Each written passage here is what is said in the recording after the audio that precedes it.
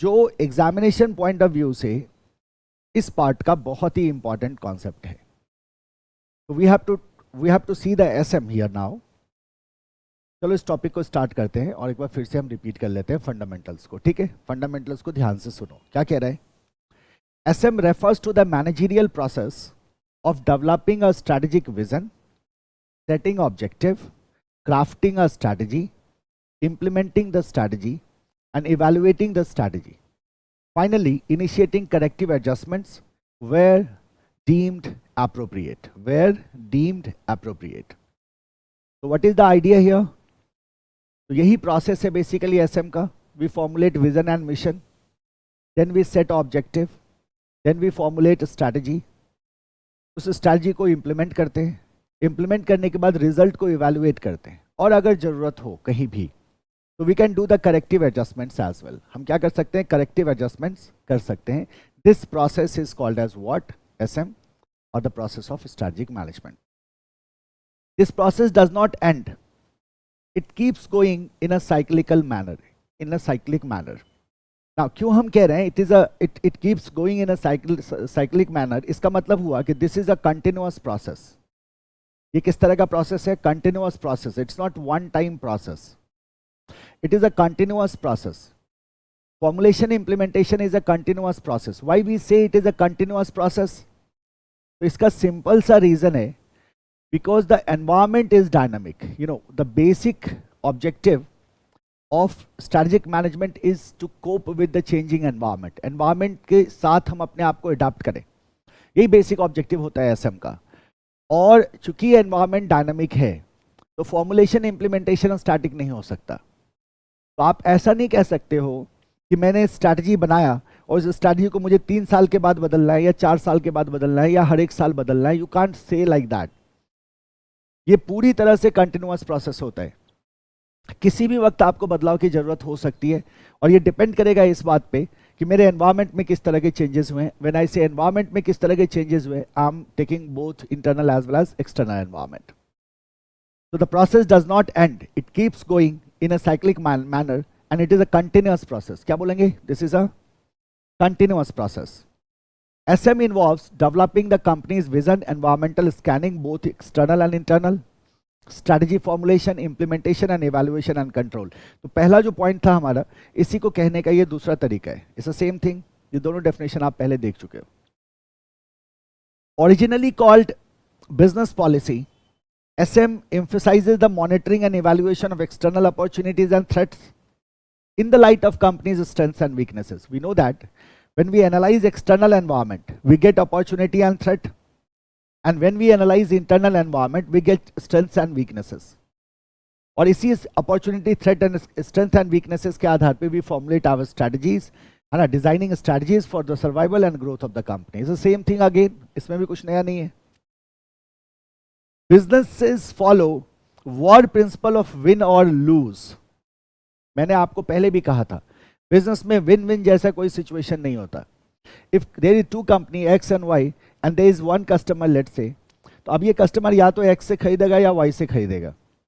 अगर इसने X से खरीदा तो Y का बिजनेस गया, अगर इसने Y से खरीदा तो X का बिजनेस गया। सो X की अगर बात कर लो ना, तो इसके पास 2 ही ऑप्शन होता है कि इधर इट कैन विन और इट कैन लूज। या तो आप विन करो या फिर आप क्या करो? लूज करो। And only in a small number of cases win win situation arises. बहुत रेयर। कोऑपरेटिव में जाना होगा आपको, कोऑपरेटिव स्ट्रैटेजी, जहां कॉम्पिटिटर ही आपस में क्या करते हैं? कोऑपरेट करना शुरू कर देते हैं। Otherwise it always what? Win और lose. Hence each organisation must build its competitive advantage over the competitors in the business.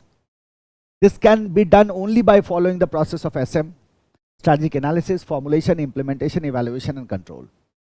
तो analysis, formulation, implementation, evaluation and control, ये वो प्रोसेस है जिस प्रोसेस के तहत we can create competitive advantage, है ना। इसी प्रोसेस के तहत we can create competitive advantage. And if it is a matter of win और loose, in that case, to defeat competitors, we will have to create competitive advantage, and to create competitive advantage, you will have to devise your strategy accordingly. So ultimately हमें क्या करना है? We have to analyze both of our internal and external environment, और फिर हम जाके अपनी strategy को फॉर्मुलेट कर सकते हैं और अपने कॉम्पिटिटर को डिफीट कर सकते हैं to grab the number 1 position, या आप कह सकते हैं to gain maximum market share. जो बेसिक आइडिया है एसएम का, ठीक है। Now come here, the overall objective of the strategic management. क्या ओवरऑल ऑब्जेक्टिव है? तो दो चीजों की हम बात कर रहे थे शुरू से ही। हमने जब एसएम की बात करी तो हमने दो चीजों की बात करी। मैं आपको फिर से एक बार दिखाता हूं, ध्यान से सुनो। आपने कहा एसएम में हम करते क्या है? एसएम वो प्रोसेस है जिस प्रोसेस में हम स्ट्रैटेजी को फॉर्मुलेट करते हैं और इंप्लीमेंट करते हैं। तो इस प्रोसेस में सबसे पहले हमने क्या किया? एनालिसिस कर लिया। किसका? तो एनालिसिस किया हमने बिजनेस एनवायरनमेंट का। बिजनेस एनवायरनमेंट के कितने कंपोनेंट? दो कंपोनेंट, एक होता है इंटरनल, एक होता है एक्सटर्नल। हमने एक्सटर्नल को एनालाइज किया, क्या मिला? Opportunity and threat. इंटरनल को एनालाइज किया, क्या मिला? Strengths and weaknesses, right. After analysis of business environment, और एक बात और बहुत अच्छी तरह से याद रखना है कि एनालिसिस भी कैसा प्रोसेस है? कंटिन्यूअस प्रोसेस है। ऐसा नहीं है कि आपने स्ट्रैटेजी को फॉर्मुलेट करते वक्त आपने एनालिसिस कर लिया, your job is done. No, ऐसा नहीं होता। It is a continuous process, ये लगातार चलता रहता है। तभी तो आपको पता चलेगा कि एनवायरनमेंट में किस तरह के चेंजेस हुए हैं। तो जब भी आपको बदलने की जरूरत है ना, because you will have to search for one thing always, recognise need of change. और ये जो आप नीड ऑफ चेंज को रिकॉग्नाइज करना चाहते हैं ना कि मुझे बदलने की जरूरत है, it can only be done with the help of sort analysis. It can only be done with the help of different analysis of what? Environment. So environmental analysis is also a continuous process. So after analysis, we have vision and mission, and then we have formulated objectives. अब objective को achieve करने के लिए we have to formulate strategy. हम कहाँ चले जाते हैं? स्ट्रैटेजी को फॉर्मुलेट करने पे जाते हैं। जब हमने स्ट्रैटेजी को फॉर्मुलेट करने की बात करी तो यहाँ एक और इंपॉर्टेंट एस्पेक्ट है जो आपको दिमाग में रहना चाहिए, है ना? आपके दिमाग में रहना चाहिए। वो इंपॉर्टेंट एस्पेक्ट क्या है? देखो, स्ट्रैटेजी को फॉर्मुलेट करने में हमारे पास तीन स्टेप होते हैं। सबसे पहले वी जनरेट ऑल्टरनेटिव्स। तो एक ही कोर्स ऑफ एक्शन हो ये जरूरी नहीं है। हमने क्या किया?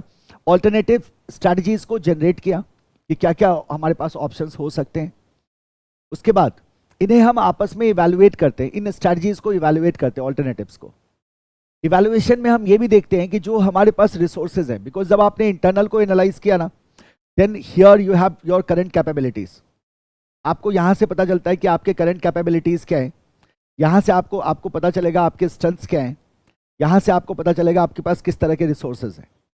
तो जो भी ऑल्टरनेटिव हम चूज करते हैं, that should match with our resources. वो हमारे रिसोर्स के साथ मैच होना चाहिए। तो जाहिर सी बात है, we will have to evaluate करने के बाद we select the strategy which is most suitable या best suited to the company. तो जनरेट किया, इवैल्यूएट किया, सेलेक्ट किया। अब स्ट्रैटेजी को सेलेक्ट करने के बाद हमने कहा था ये तो मेरा डिसीजन का काम पूरा हो गया, अब एक्शन चाहिए। तो we went for what? Implementation.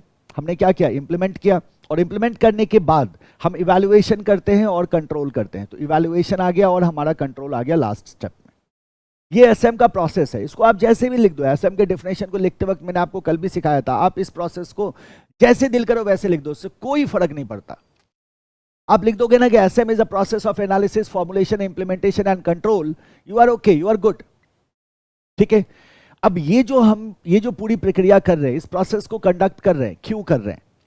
आप कह रहे हो कि sir analysis is a continuous process, so we have to understand कि एनवायरनमेंट में किस तरह के चेंजेस हो रहे हैं, and accordingly my formulation and implementation is also a continuous process. ये भी कैसा प्रोसेस है? ये भी कंटिन्यूअस प्रोसेस है। इसका कोई टाइम फिक्स नहीं होता। It's not like at the end of the year ही हम अपने स्ट्रैटेजी को फॉर्मुलेट करेंगे।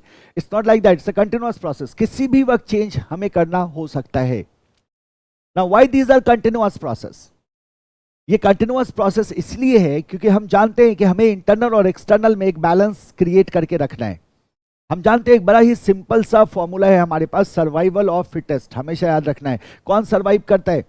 कौन सर्वाइव करता है? जो स्ट्रांग होगा या जो फिट होगा? Survival of fittest. Survival of fittest क्या कहता है? It is not the strongest who will survive but the fittest one. तो आप कितने स्ट्रांग हैं इससे फर्क नहीं पड़ता, आप कितने फिट हैं इससे फर्क पड़ेगा। आप याद करो, अगर नहीं बताया हो तो कोई बात नहीं, एक टेक्नोलॉजी है जिसको हम कहते हैं आईओटी। आईओटी का मतलब होता है internet of things. Now in nowadays IoT is in high demand. Now people are demanding it. जैसे आप जब टीवी खरीदने जाते हैं तो you look for smart TV, आप कहते हैं मेरे को स्मार्ट टीवी चाहिए। आप रेफ्रिजरेटर खरीदने जाते हैं तो you look for smart refrigerator, आप कहते हो मेरे को स्मार्ट रेफ्रिजरेटर चाहिए। So what is this smart TV, smart refrigerator का जो कॉन्सेप्ट अगर हम देखें तो in this the technology behind this thing is IoT. अब आज के डेट में क्या हो रहा है कि जितने भी मैन्युफैक्चरर हैं उन मैन्युफैक्चरर पे they are highly pressurised to provide IoT product. अब अगर मान लो वो डब्बे वाला टीवी कोई बेचने का कोशिश करे तो क्या उसका डब्बे वाला टीवी कोई खरीदेगा? नहीं खरीदेगा ना. क्या हुआ था कोडेक के साथ? कोडेक तो फिल्म इंडस्ट्री का क्या था, जायंट था, बट कोडेक ने अपना मार्केट लूज कर दिया. क्यों? आप कहते सर क्योंकि टाइम से इसने अपने आप को ट्रांसफॉर्म नहीं किया. किसमें? डिजिटल कैमरा में. They got delayed. और बहुत सारे डिजिटल कैमरा के ब्रांड क्या हो गए, धीरे धीरे बढ़ गए मार्केट में. जब तक कोडेक जा पाता तब तक काफी लेट हो चुकी थी. जबकि सरप्राइजिंग फैक्ट क्या है आपको पता है? डिजिटल कैमरा का इन्वेंशन कहां हुआ था? डिजिटल कैमरा का इन्वेंशन ही कोडेक ने किया था. तो Kodak was leading in the film and camera, but Kodak ने डिजिटल कैमरा की अपॉर्चुनिटी को नहीं समझा, जबकि उसी ने खुद ने ही इन्वेंट किया था. फिर भी उन्होंने प्रोडक्ट रोल आउट नहीं किया. परिणाम ये हुआ कि दे लॉस्ट द मार्केट. तो it's not about being strong. Kodak तो बहुत स्ट्रांग कंपनी थी, क्यों वो लूज कर गई बैटल को? तो आप कहते हैं it's not about being strong, it's about being fit. Environmental change के हिसाब से यू आर चेंजिंग योरसेल्फ और एक बैलेंस आप क्रिएट करके रखते हैं खुद में और एनवायरमेंट में. That is what required and इसी को फुलफिल करता है आपका strategic management. So what we say here, survival of fittest का मतलब हमने क्या कहा? It is not the strongest who will survive but the fittest one. It is not the strongest who will survive. It is not the strongest who will survive. It is not the strongest who will survive, but the fittest one. कौन survive करेगा? जो fit होगा. But the fittest one. Survive कौन करेगा? जो fit होगा. तो survive करने के लिए आपका स्ट्रांग होना जरूरी नहीं है. सर्वाइव करने के लिए आपका क्या होना जरूरी है? आपका फिट होना जरूरी है. और ये फिट क्रिएट करने का काम आपका क्या कर रहा है? SM कर रहा है. तो SM help you to cope with changing environment. तो चेंजिंग एनवायरनमेंट के हिसाब से अपने आप को हम क्या कर लें? अडॉप्ट कर लें. पहली बात. दूसरी बात, ये सारे प्रोसेस करने के पीछे हमारा मकसद क्या था? इन सारे प्रोसेस को करने के पीछे हमारा मकसद था, we wanted to create competitive advantage. Ultimately हमने ये कहा कि sir businesses fight like win and lose. Business को पता है कि इधर दे विल विन और दे विल लूज. तो अगर विन लूज का सिचुएशन है तो they will have to defeat their competitor. Yes और no? Yes, and to defeat competitor, they will have to create something called as competitive advantage. So this process is to create competitive advantage. इसकी मदद से आप क्या कर पाओगे? Competitive advantage को create कर पाओगे और competitive advantage की मदद से आप अपने competitor को defeat कर पाओगे. तो अगर objective of SM पूछा जाए, what is the objective of SM? तो आप कहते हैं बड़ी सिंपल सी बात है, टू फोल्ड ऑब्जेक्टिव हम ध्यान में रखेंगे. दो ऑब्जेक्टिव को हम ध्यान में रखेंगे. पहला है to create competitive advantage. The overall objective of strategic management are twofold. Number one is to create competitive advantage, something unique and valued by the customer, so that the company can outperform the competitors in all aspects of organizational performance. And the second one is to guide the company successfully through all changes in the environment. So cope with the environment and competitive advantage. कितने objective हो गए? दो objective हो गए. आप बोलोगे one is creating and sustaining competitive advantage and second is cope with changing environment. Cope with changing environment. ये दो ऑब्जेक्टिव हैं किसके? स्ट्रैटेजिक मैनेजमेंट के. These are two objectives of strategic management. फिर से कह रहा हूं, क्या क्या? To create and sustain competitive advantage and to cope with changing environment. Survival of fittest. कौन सर्वाइव करता है? जो फिट होता है. और फिट को इंश्योर करता है आपका strategic management. So what are the importance and limitations of SM? आप बहुत कुछ समझ चुके हो अभी तक SM के बारे में, तो आप आसानी से इंपॉर्टेंस एंड लिमिटेशंस को समझ सकते हो. बहुत इजीली आप इंपॉर्टेंस एंड लिमिटेशंस को समझ सकते हो. ठीक है? आप बहुत आसानी से क्या कर सकते हैं? इंपॉर्टेंस एंड लिमिटेशंस को समझ सकते हो. जरा ध्यान दो मेरी बात पे. देखो क्या कह रहे हो आप. You have started your business here, okay? And certainly, when you have started your business, you studied your environment. आपने अपने environment को क्या किया? Analyze किया. और उस environment को analyze करने के बाद, अच्छी तरह से समझने के बाद, you are taking your actions. You are taking your decisions. तो any and every decision in business you are taking right now, अगर ये मेरा बिजनेस है, इसको आपने अभी अभी इस्टेब्लिश किया है, तो आप कोई भी डिसीजन ले रहे हो, that decision is based on analysis. Gut feel के आधार पे decisions are not allowed in SM, हमेशा याद रखना। स्ट्रैटेजिक मैनेजमेंट में क्रिएटिव थिंकिंग की कोई जगह नहीं है। क्रिएटिव थिंकिंग मतलब आप कुछ एक्स्ट्रा ऑर्डिनरी सोच के अगर सोचोगे मैं एक्शन लूं, तो that is not allowed in SM. Strategic management में पर्सनल ओपिनियन की कोई जगह नहीं है। Personal opinion even as a manager, मैं सिर्फ दूसरे के ओपिनियन की बात नहीं कर रहा हूं, मैं आपके खुद के ओपिनियन की बात कर रहा हूं। क्योंकि पर्सनल ओपिनियन क्या करता है कि आप किसी भी सिचुएशन को जनरलाइज करने की कोशिश करते हैं, ओवर सिंप्लीफाई करते हैं। और जब बिजनेस में आप सिचुएशंस को ओवर सिंप्लीफाई करते हैं, तो उस कंडीशन में, मिसडायग्नोसिस में, आप पॉसिबिलिटीज ऐसी होती हैं कि आपका जो स्ट्रैटेजी है वो इनइफेक्टिव हो जाए या आपके डिसीजंस गलत हो जाए। तो इसीलिए कहते हैं कि स्ट्रैटेजिक मैनेजमेंट में पर्सनल ओपिनियन का, क्रिएटिविटी का, गट फील का, आपके जो मेरे को फीलिंग आ रही है कि ऐसा कर देंगे तो हो जाएगा, इसकी कोई जगह एसएम में नहीं है। इन strategic management each and every decision is taken based on analysis and analysis only. सिर्फ और सिर्फ एनालिसिस पे आधारित डिसीजंस लिए जाते हैं, फैक्ट बेस्ड डिसीजंस लिए जाते हैं। So we did the analysis of our environment and based on analysis we are taking all of the decisions from now onward. आज हमारी कंपनी शुरू हुई, यहाँ से आगे हम इसी के आधार पे अपना सारा डिसीजंस लेने जा रहे हैं, राइट? इसका मतलब क्या हुआ ये बताओ। तो इसका मतलब क्या हुआ, अगर एसएम कहता है कि gut feel not allowed, SM क्या कहता है कि गट फील के आधार पे डिसीजन लें, एसएम कहता है नहीं, नहीं ले सकते। हमने कहा ओपिनियंस, पर्सनल ओपिनियन के लिए कोई जगह है, तो हमने कहा नहीं ले सकते। हमने कहा क्रिएटिव थिंकिंग वो है बड़ा तगड़ा, आउट ऑफ बॉक्स सोच लेता है, आप बोलोगे नहीं, क्रिएटिव थिंकिंग के लिए, क्रिएटिव थिंकिंग के लिए भी यहाँ किसी तरह का जगह नहीं है। मैं क्रिटिकल थिंकिंग की बात नहीं कर रहा, मैं क्रिएटिव थिंकिंग की बात कर रहा हूँ, इसके लिए भी यहाँ कोई जगह नहीं है। यानी कि all of the decisions are based on what, analysis and analysis only. अब एक बात बताओ, अगर सारे डिसीजंस एनालिसिस के आधार पर लिया जा रहा है, तो हम क्या हुए, ये हमें क्या बना रहा है, ऐसा हमें क्या बना रहा है, प्रोएक्टिव बना रहा है या रिएक्टिव बना रहा है? टेल मी, प्रोएक्टिव बना रहा है या रिएक्टिव बना रहा है? अगर हम सब कुछ एनालिसिस के आधार पे कर रहे हैं, इसका मतलब हम क्या हो गए बताइए? आप बोलोगे sir we are pre planned. हम क्या हैं? Pre planned.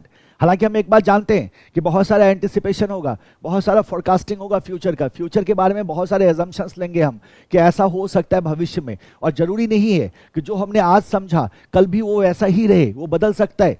और जब वो बदलेगा तो मुझे रिएक्टिव स्ट्रैटेजी लगाना होगा। बट एक बात तो पक्का है कि majority of decisions are taken based on analysis, और अगर आप एनालिसिस के आधार पे डिसीजन ले रहे हैं, इसका मतलब you are pre planned, it means you are what, proactive. तो सबसे पहली बात आप देख लो कि एसएम आपको क्या बनाता है? प्रोएक्टिव बना देता है। एसएम आपको क्या बनाता है? प्रोएक्टिव बनाता है, ठीक है। अब हम क्या करते हैं, यहाँ हमने एनालिसिस कर लिया, we have the understanding of our environment, our internal external, business में क्या स्ट्रेंथ है, क्या वीकनेसेस हैं, क्या अपॉर्चुनिटीज हैं, क्या थ्रेट है, क्या मार्केट कंस्ट्रक्ट है, वी नो एवरीथिंग, क्या इंडस्ट्री का स्ट्रक्चर है, so we know everything in and out, customer क्या है, मार्केट क्या है, everything we have understood.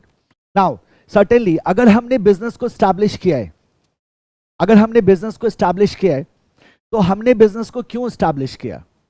Where we want to see ourself, let's say 20 year down the line, 30 year down the line, तो हम क्या करते हैं उसके लिए? फ्यूचर पोजीशन बताते हैं बाय डिफाइनिंग विजन। तो हमने विजन को डिफाइन किया, और जो विजन हमारा क्या बताता है? Where we want to go, where we want to go. अब जरा सोचो, विजन बताता है where we want to go, और ये आपका बेसिकली आपका जो अभी हो, आप अभी आप कहाँ हो? करंट पे हो, और करंट से आपने फ्यूचर पोजीशन को बताया कि भविष्य में हम कहाँ जाना चाह रहे हैं। किसके अंतर्गत बताया? ऐसा में बताया ना आपने। इसका मतलब you are getting a direction from current to future. तो SM gives you direction as well. कहां से कहां? करंट टू फ्यूचर का आपको डायरेक्शन देता है, जहां आप विजन को डिफाइन करते हैं, और विजन मिशन को जैसे ही अगर आपने डिफाइन किया तो आपने अपने डायरेक्शन को बता दिया। जैसे मान लो कि कोई कंपनी कहती है कि we want to become most profitable company. क्या बनना चाह रही है वो? मोस्ट प्रॉफिटेबल कंपनी बनना चाह रही है। So this is a direction in which the entire organisation will go. अगर कोई कंपनी कहती है कि हमें मोस्ट एडमायर्ड कंपनी बनना है, तो जाहिर सी बात है उनका फोकस थोड़ा सा अलग होगा। नाउ अब यही डायरेक्शन सेट हुआ और इसी डायरेक्शन में पूरी कंपनी क्या कर रही होगी, मूव कर रही होगी.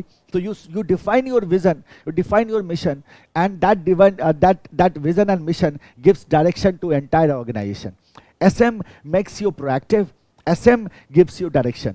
SM आपको क्या दे रहा है, डायरेक्शन दे रहा है, और SM आपको क्या दे रहा है, क्या बना रहा है, प्रोएक्टिव बना रहा है. ठीक है, फर्दर सोचो. देखो हमने कहा this is the current situation and we are going from current to future, और ये मेरा फ्यूचर पोजीशन है.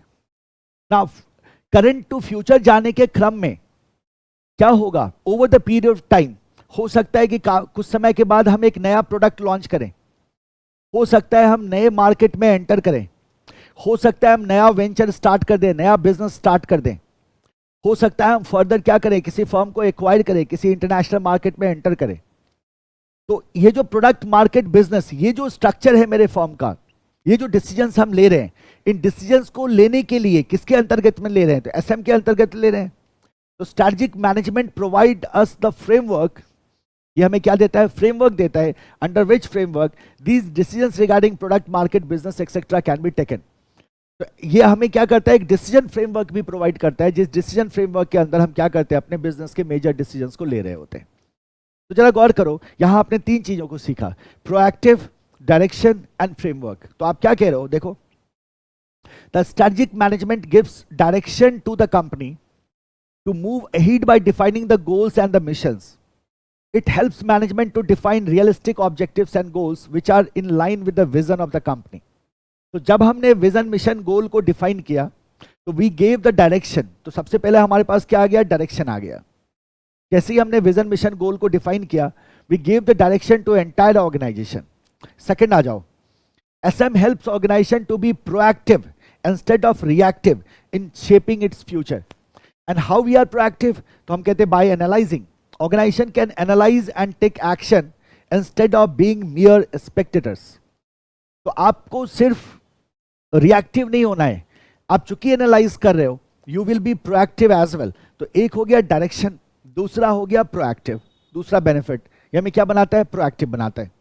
तीसरे पे आ जाओ, SM provide framework for all major decision and enterprise such as business, product, market, manufacturing facilities, investment and organizational structure.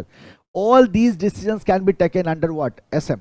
तो ये हमें क्या दे रहा है, एक फ्रेमवर्क भी दे रहा है जिसके अंतर्गत हम सारे मेजर डिसीजंस अपने बिजनेस के ले सकते हैं. It provide us a framework as well. ये 3 बेनिफिट्स हो गए. आगे बढ़ो. नाउ सी दिस, हमने क्या कहा सबसे पहले, इसी में देख लो आप, यहां जगह नहीं है. देखो हमने क्या कहा सबसे पहले कि सबसे पहले हम क्या करते हैं, एनवायरमेंटल एनालिसिस करते हैं. ठीक है, एनवायरमेंट के कितने कंपोनेंट, इंटरनल और एक्सटर्नल. एक्सटर्नल से क्या मिला, अपॉर्चुनिटी एंड थ्रेट. इंटरनल से क्या मिला, स्ट्रेंथ एंड वीकनेस. और जब स्ट्रेंथ एंड अपॉर्चुनिटी में मैच होता है, only then strategy is formed, या इनके कॉम्बिनेशन पे भी स्ट्रैटेजी फॉर्म होता है. तो ओनली दिन मैं नहीं कहूंगा अभी बस आप इतना ध्यान में रखना कि अगर स्ट्रेंथ अपॉर्चुनिटी से मैच होता है, in that condition we try to realise this opportunity, और इस अपॉर्चुनिटी को रियलाइज करने के लिए we launch some kind of product और some service. Right, so this identification of opportunity is possible in what, SM.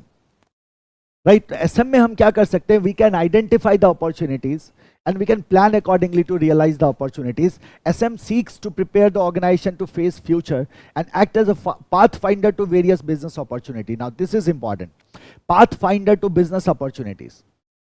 So SM act as a pathfinder to various business opportunities. Organizations can identify the available opportunities and identify ways and means to reach them.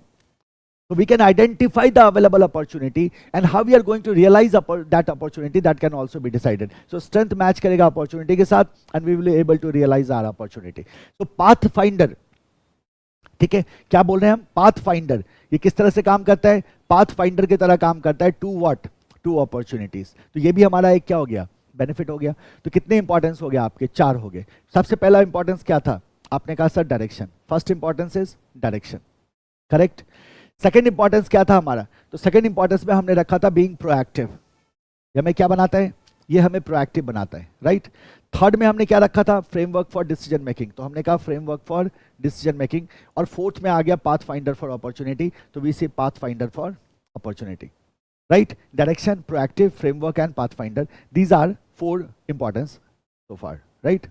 Next देखो, SM में आपने क्या देखा था strategic management में, कि strategic management में आप करते क्या हो? देखो, आपने क्या कहा कि we have formulated the strategy, हमने स्ट्रैटेजी को फॉर्मुलेट किया, then we have implemented the strategy, हमने स्ट्रैटेजी को इंप्लीमेंट किया, then we have control in place. तो व्हाट हैपेंस? देखो, हमने कोई एक्शन डिसाइड किया, जब हमने एक्शन लिया तो हमें पता है, हमने इंप्लीमेंट किया था तो हमें पता है ये एक्शन हमारे किस ऑब्जेक्टिव को अचीव करने में हमारी मदद करेगा, करेक्ट? तो हमने एक ऑब्जेक्टिव को अचीव करने के लिए हमने स्ट्रैटेजी बनाया और स्ट्रैटेजी को एग्जीक्यूट किया, करेक्ट? जो भी स्ट्रैटेजी हम लगा रहे हैं उस स्ट्रैटेजी का ये ऑब्जेक्टिव बन गया. जब हमने स्ट्रैटेजी को एग्जीक्यूट किया तो वी अचीव्ड समथिंग. तो what is the actual result? तो आप क्या कहोगे कि सर ये जो एक्चुअल रिजल्ट है by execution of strategy, that should match with the objective. तो हम क्या करते हैं, देन आफ्टर वी इवैल्यूएट, हमने एक्चुअल रिजल्ट को इवैल्यूएट किया किसके साथ? ऑब्जेक्टिव के साथ. अब दो तीन बातें हो सकती है. पहली बात तो ये हो सकती है कि जो एक्चुअल रिजल्ट है मेरा वो वही है जो हम चाहते थे, यानी कि इंटेंडेड है, जो इंटेंडेड ऑब्जेक्टिव था हमने उसे अचीव कर लिया, ये पॉसिबिलिटी है. या ये भी हो सकता है कि we are not able to achieve the objective और यहां किसी तरह का डेविएशन आ गया, यहां किसी तरह का डेविएशन आ गया. अगर ये डेविएशन आया तो क्यों आया? We will have to diagnose the reason and certainly इस डेविएशन को दोबारा ना हो उसके लिए हमें क्या करना होगा? उसका करेक्शन करना होगा. तो हम करेक्टिव एडजस्टमेंट करते हैं, that's a part of what? Control. तो अगर कहीं कुछ गलती हुई है तो we have an option to change it, we have an option to correct it. तो we can correct it in due course. हम क्या कर सकते हैं? इसको करेक्ट कर सकते हैं. हमारा एनालिसिस कंटिन्यूअसली चलता रहता है. और आपने कल सीखा होगा प्रोएक्टिव रिएक्टिव में, जो एग्जांपल मैंने आपको दिया था वो न्यू लर्निंग का दिया था. आपने जो पहले कैंपेन बनाया था उस कैंपेन के बाद आपको पता चलता है कि आपसे गलती हो गई और आपने उस गलती को क्या कर लिया? करेक्ट कर लिया. और ये सब पॉसिबल है because we know that strategy is what? Flexible. Strategy क्या होता है? फ्लेक्सिबल होता है. और स्ट्रैटेजिक मैनेजमेंट में we have to keep changing as per the change in the environment. तो ये it is a continuous and highly flexible process. तो ये भी तो एक advantage हुआ. SM helps to enhance the longevity of business. या ये वाला होगा, SM serve as a corporate defense mechanism. किस तरह से काम करता है? एक corporate defense mechanism के तरह काम करता है against mistakes and pitfalls. It help organization to avoid costly mistakes in product market choices or investment. And how you are avoiding costly mistakes? Costly mistakes, how you are avoiding the mistakes? The only answer is the analysis. हम क्या कर रहे हैं? हम analysis कर रहे हैं, चाहे प्रोएक्टिव की बात करें, रिएक्टिव की बात करें या कंटिन्यूअस एनालिसिस की बात कर रहे हैं. We are doing analysis and through analysis we will be able to avoid costly mistakes. हमसे गलतियां क्या होंगी? कम होंगी. और ये जो हम मिस्टेक्स को अवॉइड कर पा रहे हैं, that is why we are saying that SM works as a corporate defence mechanism, जहां हम अपनी गलतियों को क्या कर सकते हैं? अवॉइड कर सकते हैं, या जो भी एरर है, जो भी मिस्टेक्स हैं, उनका करेक्शन पॉसिबल है ना? सो आप क्या कहते हो? Number 5 corporate defence mechanism. 5वां आपका इंपॉर्टेंस क्या हो जाएगा? Corporate defence mechanism. ठीक है, आ जाओ नंबर 6. नंबर 6 के right, enhance the longevity of business. Right, with the state of competition and dynamic environment, it may be challenging for organization to survive in the long run. Actions over expectation is what strategic management ensures. So what we are trying to say here, SM जो है environment को consider करता है. SM में we are trying to create competitive advantage. So it will enhance the longevity of business. Business will be able to perform in long run. लंबे समय में आप क्या कर पाओगे? Perform कर पाओगे. The idea is very simple because there are two things. One is we are adapting as per the changing environment. हम changing environment के साथ adapt कर रहे हैं, तो ऑब्सोलेसेंस का डर नहीं रहेगा आपको. आप फिट हैं, और जब आप फिट हैं तो आप सर्वाइव करोगे. जब आप फिट हैं तो आप सर्वाइव करोगे. सेकंड, इंटेंस कंपटीशन है, कंपटीशन रहता है हमेशा. तो we are able to create competitive advantage. और अगर हमने कॉम्पिटिटिव एडवांटेज को क्रिएट किया और सस्टेन किया तो we will be able to perform in long term. तो इसीलिए ये लॉन्गेविटी को क्या करता है? इनहांस करता है. This is also a very important importance. And the last one is SM help organization to develop certain core competencies and competitive advantage. ये तो होगा ही होगा, ये भी एक इंपॉर्टेंस में आ जाएगा कि SM help us to create competitive advantage. तो कितने इंपॉर्टेंस हो गए आपके?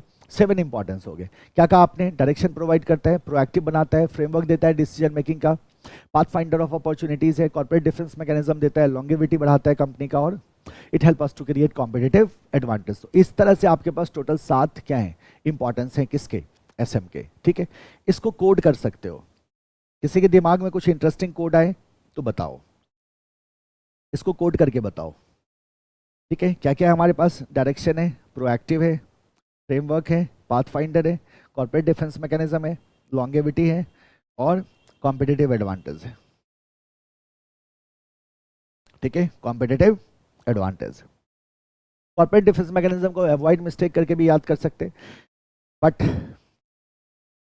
This is it. DPFPCLC है ना, इसका कुछ कोड अगर इंटरेस्टिंग कोड बन रहा है दिमाग में, छोटा कोड बनाना तो बताना. This is it. चलो लिमिटेशंस पे. क्या इसके लिमिटेशंस भी हैं? हम बोलेंगे हाँ पक्का है. क्यों है लिमिटेशंस? क्यों है लिमिटेशंस? तो हर एक कॉन्सेप्ट के कुछ एडवांटेज होते हैं तो कुछ लिमिटेशंस भी होते हैं.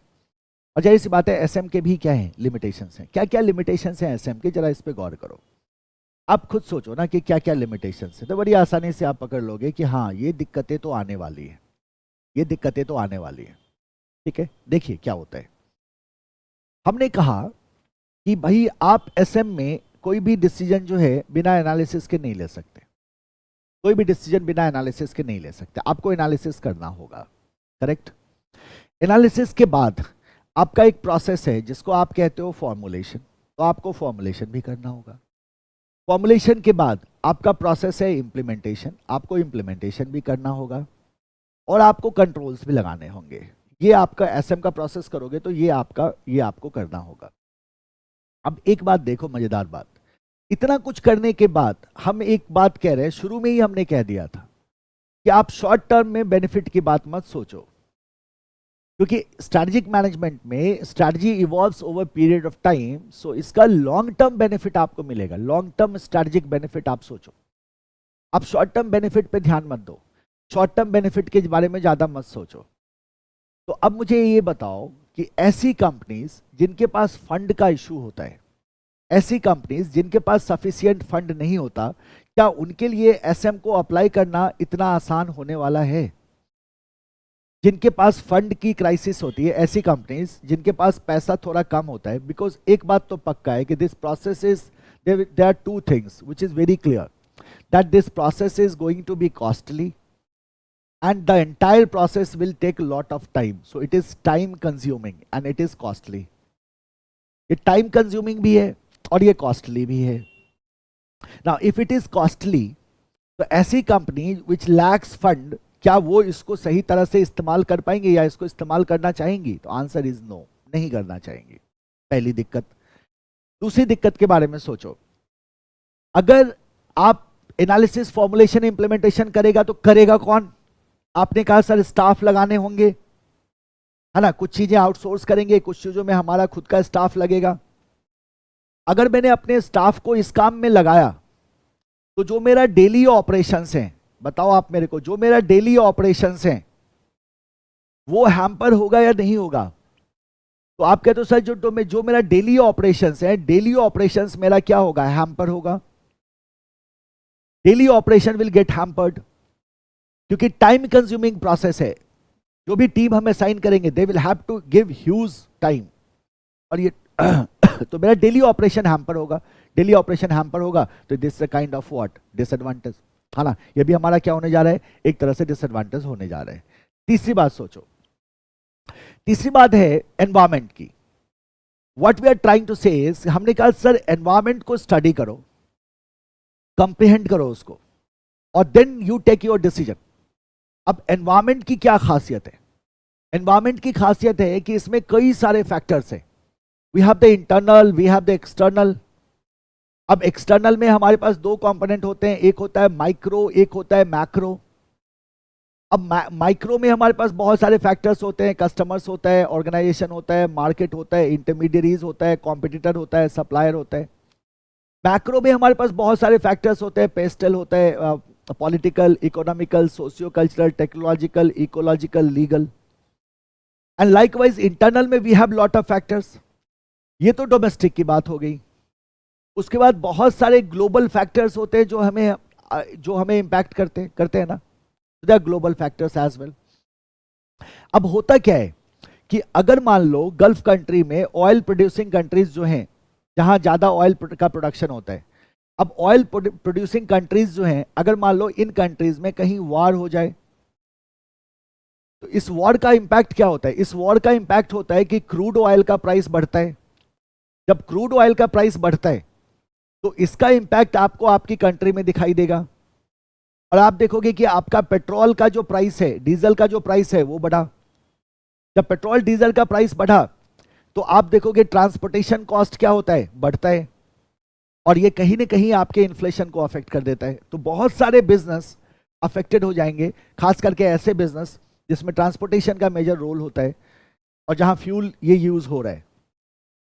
सो what I am trying to say is कि इस एनवायरमेंट की एक खासियत है कि इसमें कई सारे फैक्टर हैं, there are lot of factors, और ये फैक्टर्स जो है ना, ये स्टैंड अलोन नहीं है, ये एब्स्ट्रैक्ट फैक्टर्स नहीं है। These factors are inter related and interdependent. एक बदलेगा तो दूसरा असर हो जाता है। टेक एन एग्जांपल, अगर पॉलिटिकल फैक्टर चेंज हुआ, मान लो गवर्नमेंट चेंज हो गई, गवर्नमेंट चेंज होती है तो क्या होता है? आपने कहा जैसे ही गवर्नमेंट चेंज होगी, नई गवर्नमेंट आएगी, नई आइडियोलॉजी की पार्टी आ जाएगी पावर में, तो फिर गवर्नमेंट की पॉलिसीज बदलेंगी। जब गवर्नमेंट की पॉलिसीज बदलेंगी, मान लो गवर्नमेंट ने किसी तरह की इकोनॉमिक पॉलिसी को बदला, और एज्यूम करो कि इस इकोनॉमिक पॉलिसी का पॉजिटिव इंपैक्ट हुआ। अगर पॉजिटिव इंपैक्ट हुआ तो जीडीपी बढ़ा। जब जीडीपी बढ़ा तो पर कैपिटा इनकम क्या होगा? बढ़ेगा।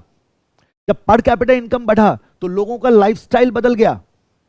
जब लोगों का लाइफस्टाइल बदला तो वो लोग जो पहले निरमा को यूज कर रहे थे, वो कहते हैं अब हम निरमा नहीं, अब हम सर्फ एक्सेल यूज करेंगे क्योंकि हमारी आमदनी बढ़ गई। तो एक बात बताओ मुझे कि एक फैक्टर यहां चेंज हुआ है, पॉलिटिकल गवर्नमेंट का चेंज हुआ है, इसका असर एक प्रोडक्ट के डिमांड पे, एक प्रोडक्ट के डिमांड पे हो रहा है नाउ। तो इसका मतलब क्या हुआ? एक तो पहली बात तो है कि भाई there are lot of factors, और दूसरी बात ये है कि these factors are not stand alone और abstract, these factors are inter related and interdependent. Inter related and interdependent, ये फैक्टर्स इंटर रिलेटेड है और इंटरडिपेंडेंट है। और since there are lot of factors and these factors are interrelated and interdependent, that is why we say the environment is what? Complex. इसीलिए हम कहते हैं environment is what? Complex. And that is why you have to analyze it. Analysis का मतलब होता है किसी बड़े सिस्टम को कंपोनेंट में ब्रेक करना, हर एक कंपोनेंट को स्टडी करना, उनके आपस के इंटर रिलेशनशिप को स्टडी करना। That is what doing analysis, because this is a very complex system. ये बहुत ही कॉम्प्लेक्स सिस्टम है, और अगर ये इतना कॉम्प्लेक्स सिस्टम है जितना हम समझ रहे हैं, तो ये लिमिटेशन में ना डालें क्या? हम बोलेंगे हाँ ये भी आ जाएगा लिमिटेशन में, ये भी एक लिमिटेशन होगा कि भाई कॉम्प्लेक्स एनवायरमेंट होता है, इसको डील करना थोड़ा सा मुश्किल होगा। तो एक हो गया कॉस्ट का प्रॉब्लम, एक हो गया टाइम का प्रॉब्लम, और एक हो गया कॉम्प्लेक्स एनवायरमेंट। ठीक है, इसके अलावा एक बात और सोचो, मैं आपको एक हाइपोथेटिकल स्टोरी सुना रहा हूं, ठीक है, ध्यान से सुनो। एक हाइपोथेटिकल स्टोरी है। मान लो एक मार्केट है, लेट्स से ये दिल्ली का मार्केट है। ये किसका मार्केट है? ये दिल्ली का मार्केट है। और मान लो किसी तरह का कोई प्रोडक्ट है, कोई एफएमसीजी प्रोडक्ट है, जो एक कंपनी है जिसका नाम है एक्स कंपनी जो है वो एक प्रोडक्ट लॉन्च करना चाहती है। तो प्रोडक्ट इसने बनाया, लेकिन ये प्रोडक्ट लॉन्च करने से पहले प्रोडक्ट को टेस्ट करना चाहता है। टेस्टिंग तो होती है प्रोडक्ट की, नो डाउट। ये टेस्ट करना चाहता है प्रोडक्ट की कि मेरे प्रोडक्ट को लेके कस्टमर का रिस्पॉन्स कैसा है, और क्या उस रिस्पॉन्स को देखते हुए मुझे प्रोडक्ट को चेंज करने की जरूरत है, या मुझे किस तरह से उस प्रोडक्ट को लॉन्च करना है, उसके बारे में वो आइडिया चाहता है। तो उसने क्या किया? टेस्ट मार्केट डिसाइड किया दिल्ली को। उसने कहा दिल्ली में हम प्रोडक्ट को लॉन्च करते हैं, प्रोडक्ट को टेस्ट कर लेंगे, प्रोडक्ट का रिस्पॉन्स अच्छा रहा तो पैन इंडिया लॉन्च कर देंगे। Right, so they have decided, और उन्होंने क्या किया? एक टाइम विंडो डिसाइड किया, इस डेट से इस डेट तक का हम क्या करेंगे, हम टेस्टिंग करेंगे। कहां? दिल्ली में। अब इसके बारे में there is already a very existing company, Y limited एक कंपनी है, जो कंपनी क्या है? लीडर है। This company is market leader, तो मेजॉरिटी मार्केट शेयर इसी कंपनी का है। ठीक है, अब क्या हुआ? इसको पता चल जाता है ये टाइम विंडो, इसको पता चलता है कि भाई इतने से इतने तक क्या होने वाला है, इस प्रोडक्ट की टेस्टिंग होने वाली है। तो व्हाट द लीडर डिड, अब जरा देखो इसने क्या किया। जिस तरह से ये एनालाइज कर रहा है, उस तरह से ये भी तो एनालाइज कर रहा था ना चीजों को, ये भी तो देख रहा था कि कौन न्यू एंट्रेंट है, कौन एग्जिस्टिंग प्लेयर है, कौन कैसे काम कर रहा है, किसका प्रोडक्ट कैसा है, वो तो वाई लिमिटेड भी देख रहा था। दोनों स्ट्रैटेजिकली मूव कर रहे हैं। अब वाई लिमिटेड ने क्या किया कि जितने भी डीलर्स थे उसके, जितने भी रिटेलर्स थे उसके, है ना, जितने भी होलसेलर्स थे उसके, इसने क्या किया, सब जगह से अपने प्रोडक्ट को उठवा लिया। इसने कहा नहीं, प्रोडक्ट जो है, प्रोडक्ट आप अभी मत बेचो, खाली करो। तो इसने क्या किया, होलसेलर से भी प्रोडक्ट उठाया, डीलर से भी प्रोडक्ट उठा लिया, रिटेलर से भी प्रोडक्ट उठा लिया। या फिर ऐसे सोचो, इसने प्रोडक्ट को क्या कर दिया, फ्रीज कर दिया। इसने कहा कि नहीं, मेरा प्रोडक्ट जो है वो अवेलेबल नहीं है मार्केट में, किसी के पास प्रोडक्ट नहीं है। अब ये प्रोडक्ट अवेलेबल नहीं है मार्केट में, for this time window that product is totally unavailable. ये प्रोडक्ट क्या है, पूरी तरह से अनअवेलेबल है। अब इसने क्या किया, एक्स कंपनी, ये तो नया है बेचारा, तो इसने क्या किया, प्रोडक्ट लॉन्च किया। अब मुझे एक बात बताओ, इस मार्केट का जो सबसे बड़ा प्लेयर था, जिसके पास लेट से मान लो 60% मार्केट शेयर था, वो मार्केट में है ही नहीं, वो एब्सेंट है मार्केट से, क्योंकि उसने अपने सारे प्रोडक्ट उठवा लिए। लोग मांगने आ रहे हैं रिटेलर के पास, रिटेलर कहता है नहीं अभी सामान आया नहीं है नहीं वो प्रोडक्ट मार्केट में, तो हम आपको कहां से दें। तो अब बताओ क्या होगा। तो हम कहते हैं सर ये रेगिस्तान है ना, सूखा है यहाँ, और उसमें आप पानी डाल रहे हो, तो क्या होगा बताओ मेरे को। जैसे ही ये प्रोडक्ट लॉन्च हुआ, ये प्रोडक्ट जैसे ही लॉन्च हुआ और ये रिटेलर के पास जाता है, तो क्या ये बिकेगा या नहीं बिकेगा। आप क्या बोलोगे, सर ये धड़ल्ले से बिकेगा। ये धड़ल्ले से इसलिए बिकेगा क्योंकि इसका मेन कॉम्पिटिटर तो है ही नहीं मार्केट में। तो this product is going to sell, ये प्रोडक्ट क्या होगा, बिकेगा। Now this product is going to sell. और जब ये प्रोडक्ट सेल हो रहा है तेजी से, तो इसका इंडिकेशन किसको जाएगा, एक्स को। अब एक्स को क्या सिग्नल मिला बताओ मेरे को, एक्स को क्या सिग्नल मिला, ये तो खुश हो गया, इसने बोला यार हमारा प्रोडक्ट तो बड़ा खतरनाक है, लॉन्च होते ही क्या हो रहा है, ताबड़तोड़ बिक रहा है। लेकिन क्यों बिक रहा है इसका प्रोडक्ट, सो आप वो देख रहे हो कि ये भी स्ट्रेटेजिकली मूव किया वाई लिमिटेड ने। उसने मार्केट को क्या करके रखा है, वेकेंट करके रखा है, एक तरह से वो अपने आप को एब्सेंट कर रखा है उसने, ताकि वो आपको मौका देना चाह रहा है। ठीक है, अब जैसे ही इसको ये दिखता है कि ना it's a very promising product, इसके दिमाग में क्या आएगा, मेरा प्रोडक्ट तो बहुत प्रॉमिसिंग प्रोडक्ट है, ये तो जरूर हिट होगा अगर मैं लॉन्च करूं तो। इसने क्या किया, अपनी सारी पूंजी वूंजी लगा के, मान लो इसके पास 200 करोड़ रुपए हुए टोटल, है ना, इसने क्या किया, 200 करोड़ लगा के, है ना, पूरा ताकत से प्रोडक्ट को क्या किया, पैन इंडिया लॉन्च किया। क्या किया, प्रोडक्ट को पैन इंडिया लॉन्च किया, राइट। और ये जो है ना वाई लिमिटेड, ये यही चाहता था। Now, Y Limited is already ready with 1000 crores of what budget. अब Y Limited के पास ऑलरेडी 1000 करोड़ का बजट है, इसके पास ऑलरेडी 1000 करोड़ का बजट है, या 800 करोड़ का बजट इसने अलग करके रखा हुआ है। ये बस ये चाह रहा था कि तुम जितना एक बार में इन्वेस्ट कर सकते हो उतना एक बार में इन्वेस्ट करो, लेट्स फाइट वंस, है ना, उसमें उसी में डिसाइड हो जाएगा कि मार्केट किसके पास रहने वाला है, किसके पास नहीं रहने वाला है। तो हुआ क्या, जरा सोचो, 800 करोड़ का बजट इसने अलग करके रखा हुआ है। जैसे ही ये प्रोडक्ट लॉन्च करेगा पैन इंडिया, ये अपने एडवर्टीजमेंट को क्या करेगा, 10 गुने से बढ़ा देगा। ये अपने एडवर्टीजमेंट को क्या करेगा, 10 गुने से बढ़ा देगा। और फिर सोचो क्या होगा अगर इसने डिस्काउंट दे दिया तो। आपको तो पता है ना, एक्सपीरियंस करो इफेक्ट, आप तो जानते हो economies of scale. Economies of scale क्या कहता है, जो पुरानी फर्म होती है उनकी मार्जिन ज़्यादा होती है क्योंकि उनका कॉस्ट कम होता है। इनकी एक तो इनकी मार्जिन ज़्यादा है, तो अगर इन्होंने अपने मार्जिन का छोटा सा हिस्सा सेक्रीफाइस किया और डिस्काउंट दिया, उस कंडीशन में इस फर्म की क्या हालत होगी आप अच्छी तरह से समझ सकते हैं। ये डिफिकल्टीज आपको आएंगी। Every firm is moving strategically, तो आपके स्ट्रेटेजी का क्या रिस्पॉन्स आपको सामने से मिलेगा, इसका estimation is quite difficult to estimate. तो ये भी एक लिमिटेशन है। Every firm is moving strategically and it's hard to see कि स्ट्रैटेजी के रिस्पांस में फर्म क्या करने वाली है और किस तरह का कॉम्प्लिकेशन क्रिएट होगा। तो ये हमारे क्या हो गए, लिमिटेशंस हो गए। कितने लिमिटेशंस हो गए बालक, 4 लिमिटेशंस को आप याद रखना। देखो पहला लिमिटेशन क्या है मेरा, पहला लिमिटेशन है एनवायरमेंट इज हाईली कॉम्प्लेक्स। तो पहला लिमिटेशन है complexity and turbulent. It is difficult to understand the complex environment and exactly pinpoint how it will shape in future. Complex environment को समझना मुश्किल है और ये फ्यूचर में कैसा होने जा रहा है, that is very difficult to estimate. तो पहला हो गया हमारे पास लिमिटेशन, क्या हमने बोला कि environment is what, complex.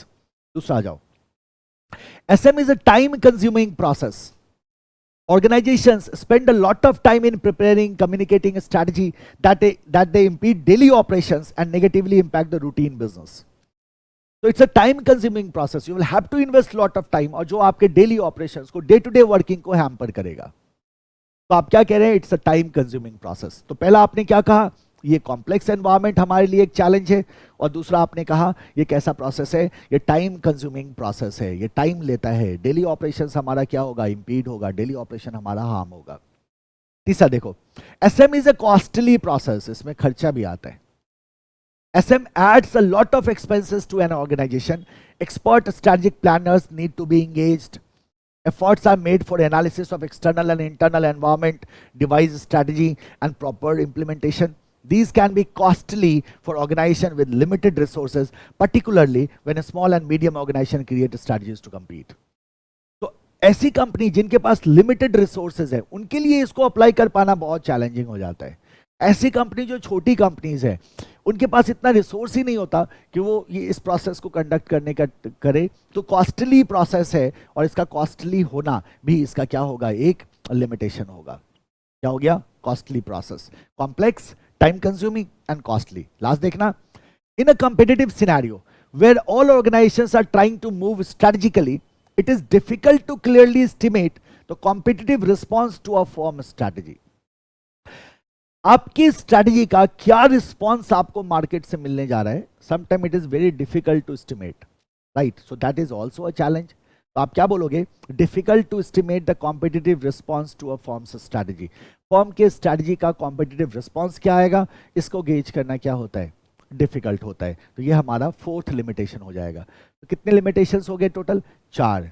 Fourth में क्या बोलेंगे, difficult to estimate moves of rival, difficult to estimate response of rival कर दो, response of rival, difficult to imitate response, estimate response of rival. So complex, time consuming, costly and difficult to estimate. कितने हो गए total, 4 हो गए। तो ये होता है हमारा CTCD, है ना, दोनों का एक कोड बनाना, इंपॉर्टेंस का भी और लिमिटेशंस का भी।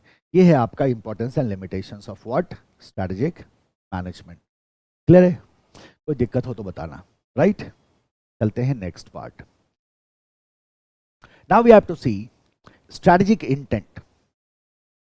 अब हमें क्या देखना है, स्ट्रेटेजिक इंटेंट को देखना है, vision, mission, goals, objectives and value. Vision, mission, goals, objective and value. Importance and limitations के बाद लॉन्ग क्वेश्चन में ये दूसरा सबसे इंपॉर्टेंट एस्पेक्ट आपका बनता है। देखो क्या कह रहा है ये, स्ट्रेटेजिक इंटेंट, है ना, किसकी बात कर रहे हैं हम, स्ट्रेटेजिक इंटेंट की बात कर रहे हैं। That is vision, mission, goal, objective and values. सबसे पहले आप समझो कि इंटेंट होता क्या है ना। तो intent simply means purpose. Intent का मतलब क्या है, intent simply means purpose. Strategic intent refers to the purpose of what the organization strives for. Senior managers must define what they want to do and why they want to do. This why they want to do is the purpose and this is the intent. यही क्या होता है, intent होता है। तो strategic intent is basically, आप ऐसे समझो, intention of management, what they want to why they want to do, if they are doing something, why they want to do, what is the purpose behind that, is basically what, strategic intent. Why they want to do, why they want to do represent strategic intent of the firm. Strategic intent implies the purposes which an organization endeavor to achieve. It is a statement that provide a perspective of the means which will lead the organization reach its vision in the long run. Intent gives an idea of what the organization desire to attain in future. It answers the question what the organization strive or stands for. It indicates the long-term market position which the organization desire to create or occupy and the opportunity for exploring new possibilities. So intent is basically the purpose for which the organization is operating. The purpose the organization is trying to achieve. Why organization is operating, that will be answered by the intent. And strategic intent. Intent is basically what organization strives to achieve. अब जरा सोचो कि what organization strives to achieve, है ना, ये express कैसे होगा, है ना, ये एक्सप्रेस कैसे होगा। आप खुद सोचो, आपने कहा कि सर आप ये कहना चाह रहे हो, आपने मेरे को कहा कि सर आप ये कहना चाह रहे हो कि दिस इज द कंपनी, ये कंपनी क्या अचीव करना चाह रही है लॉन्ग रन में, इसको आप इंटेंट कह रहे हो। मैं बोलूँगा हाँ, इसी को हम इंटेंट कह रहे हैं। ये कंपनी लॉन्ग रन में क्या अचीव करना चाह रही है, इसको आप इंटेंट कह रहे हो। मैं बोलूँगा हाँ, इसी को इंटेंट कह रहे हैं। तो फिर एक सवाल आता है कि सर इंटेंट को एक्सप्रेस कैसे करें, कैसे बताएं इस बात को कि कंपनी का इंटेंट क्या है। तो मैं कहता हूं कि जी एक हमारे पास तरीका है। अगर मैं विजन को देखूं कंपनी का, अगर मैं कंपनी के मिशन को देखूं, तो ये विजन एंड मिशन क्या बता देता है, ये बता देता है बेसिकली कि हमें क्या अचीव करना है। विजन बताता है कि हम क्या बनना चाहते हैं फ्यूचर में, what the company is trying to achieve, what it wants to become. तो कंपनी क्या बनना चाह रही है, किस तरह का कंपनी आप क्रिएट करना चाह रहे हो, ये विजन से बनता है। आपने कहा कि we want to become most profitable company, तो ये आपका विजन है। आपने कहा we want to become the biggest company in the world, तो ये आपका विजन है। तो ये आपका विजन है, राइट। और vision certainly will express the intent. तो फिर आपका एक सवाल आएगा, आप बोलोगे ठीक है, विजन अगर विजन एक्सप्रेस कर रहा है इंटेंट को, तो क्या ये किस लेवल की आप बात कर रहे हो। बिकॉज अगर हम ऑर्गेनाइजेशन को देखें तो there are multiple levels in organization, और 3 स्ट्रैटेजिक लेवल्स हमारे को दिखाई देते हैं। सबसे ऊपर हमारे पास होता है कॉर्पोरेट लेवल, सबसे ऊपर होता है हमारे पास कॉर्पोरेट लेवल। कॉर्पोरेट लेवल के बाद होता है हमारे पास बिजनेस लेवल, और बिजनेस लेवल के बाद होता है सबसे नीचे फंक्शनल लेवल। आपका सवाल क्या होगा, आपका सवाल होगा कॉर्पोरेट लेवल तो पूरी कंपनी की बात करता है, और विजन जो होता है वो पूरी कंपनी के लिए होता है। बहुत अच्छी तरह से समझ में आ गया मुझे कि कॉर्पोरेट लेवल का जो इंटेंट होगा वो हम विजन मिशन के फॉर्म में एक्सप्रेस कर सकते हैं कि इसका इंटेंट क्या है। तो आप कहते हो विजन मिशन इसका इंटेंट है। But how we are going to define the intent of business level and the functional level, इसके इंटेंट को हम कैसे डिफाइन कर सकते हैं, कैसे एक्सप्रेस कर सकते हैं, राइट क्योंकि खास करके अगर फंक्शनल लेवल की बात करें तो फंक्शनल लेवल तो जाहिर सी बात है, they need to have very specific targets, short term targets. तो इनको तो हम शॉर्ट टर्म टारगेट असाइन करते हैं। तो इनका जब इंटेंट की हम बात करते हैं, then we will have to talk about goals and objectives. और आप ये कहते हैं तो इसका मतलब ये हुआ कि इसी विजन एंड मिशन से हम क्या करते हैं, गोल्स एंड ऑब्जेक्टिव्स को डिराइव करते हैं। एंड गोल्स एंड ऑब्जेक्टिव के टर्म्स में वी कैन एक्सप्लेन और express the intent of the functional level. Now comes the question of business level. अगर आप बिजनेस लेवल की बात करो तो बिजनेस लेवल पे we talk about the business definition. Business definition बता देता है कि भाई आपके बिजनेस का क्या इंटेंट है। बिजनेस डेफिनेशन का मतलब वो आप क्या कर रहे हो, है ना। यहां आपका पर्पस क्या होगा, इजीली रिफ्लेक्ट होगा। और आपका बिजनेस मॉडल, जब आप business decision definition and business model को एक्सप्रेस करते हैं तो business definition and business model के टर्म्स में आप क्या कर सकते हैं, बिजनेस लेवल के इंटेंट को एक्सप्रेस कर सकते हैं। तो strategic intent is basically purpose the organization strives to achieve. Strategic intent is basically intention of management, what kind of future you are trying to create. Strategic intent is basically why they want to do. That is what the strategic intent is. And at different levels of enterprise, strategic intent will be expressed by different terms. So what we say, strategic intent provide the framework within which the firm would adopt a predetermined direction, would operate to achieve strategic objective. Intent की बात करें, level की बात करें, तो at the corporate level we have vision and mission statements as an intent. At a business level we have business definitions and business model, and at the functional level we have goals and objectives. These all are intent but for different levels. ये सारे के सारे क्या हैं, intends हैं। तो अगर goals and objective को कहते हैं तो this is intent expressed in very specific terms, because goals and objectives are derived from what, vision and mission itself. Vision and mission से ही हम क्या करते हैं, goals and objective को derive करते हैं. This is what the strategic intent is all about. फिर से सुनो एक बात, आप क्या कह रहे हो, strategic intent refers to the purpose of what the organization strives for senior manager. What the organization strives for, what the organization strives for. फिर हम कहते हैं कि senior manager must define what they want to do and why they want to this, why they want to do is what, intent, why they want to do is what, intent. It express the purpose, it implies the purpose which an organization endeavor to achieve. It is a statement that provides a perspective of the means which will lead the organization reach its vision in the long run. Intent gives an idea of what the organization desire to attain in future. What the organization desire to attain in future is my vision. And vision is the intent of the corporate level. It answers the question what the organization strives to or stands for. That's my mission. That's the current capability. It indicates the long-term market position which the organization desire to create or occupy, and the opportunity for exploring new possibilities. And intent is expressed in different terms at different level of enterprise. Corporate level पे vision and mission, business level पे business definition and business model, and functional level पे goals and objectives. ठीक है, अब आगे बढ़ो और component देख लो। कंपोनेंट ऑफ स्ट्रेटेजिक इंटेंट है ना, इसको हम क्या करेंगे, ट्रिपल स्टार करेंगे, क्वेश्चन लगाएंगे एंड गोल पे सबसे नीचे जो है ना वैल्यू एंड वैल्यू सिस्टम, इस पे हम क्वेश्चन लगा देंगे। तो what is components of strategic intent? कितने कंपोनेंट हमारे पास? टोटल 4 कंपोनेंट है। अब जरा नोटिस करो, कंपोनेंट में आपका business definition and business model नहीं है, पहले हुआ करता था, अब नहीं है, तो ध्यान रखना है हमें। क्या क्या है? विजन है, मिशन है, गोल ऑब्जेक्टिव है, वैल्यू एंड वैल्यू सिस्टम है। Vision, mission, goal objective, value and value system. ठीक है, अब मैं आपको एक बार फिर से बताता हूं विजन एंड मिशन के बारे में। एक बार मैं फिर से आपको बताता हूं विजन एंड मिशन के बारे में, और मैं आपको बताता हूं स्ट्रैटेजिक प्लानिंग के बारे में। तो थोड़ा कंसंट्रेट रहना, इस कॉन्सेप्ट को समझ लो। थियरी में कुछ नहीं रखा, थियरी में कुछ नहीं रखा, आप कॉन्सेप्ट को समझ लो, दैट विल बी एनफ। देखो एक बार फिर से समझते हैं इसको, ठीक है। देखिए क्या होता है, हमने क्या कहा कि सपोज जब हम किसी भी बिजनेस की बात कर रहे हैं, तो हमने कहा sir this is the current position of business. ये बिजनेस का मान लेते हैं हम, क्या है ये बिजनेस का मेरा करंट पोजीशन। तो जब हम करंट पोजीशन को बताते हैं, राइट, तो इस पे आधारित एक बात हमेशा याद रखना कि जो भी फ्यूचर डिसाइड होगा करंट पोजीशन पे आधारित होकर डिसाइड होगा। आप ये नहीं कह सकते ना कि मान लो आप में से कोई बच्चा कहता है कि I want to become the biggest surgeon of India, तैयारी कर रहा है सीए की, बनेगा सर्जन। ऐसे थोड़ी होता है, मतलब जाओ हिमालय पे तपस्या करो वाली बात हो जाएगी। कैसे बन सकता है वो सर्जन? जो बच्चा सीए की तैयारी कर रहा है वो सर्जन कैसे बन सकता है? तो एक बात तो पक्का है कि फ्यूचर जो भी होगा ना वो करंट से लॉजिकली रिलेटेड होगा, है ना, वो पूरी तरह से एब्स्ट्रैक्ट नहीं हो सकता। ठीक है, तो we have our current position. तो करंट पोजीशन का मतलब होता है we know our current capabilities. यहां हमारा क्या डिफाइन हो रहा है? हमारी करंट कैपेबिलिटीज डिफाइन हो रही है। यहां हमारा क्या डिफाइन हो रहा है? हमारी करंट कैपेबिलिटीज डिफाइन हो रही है।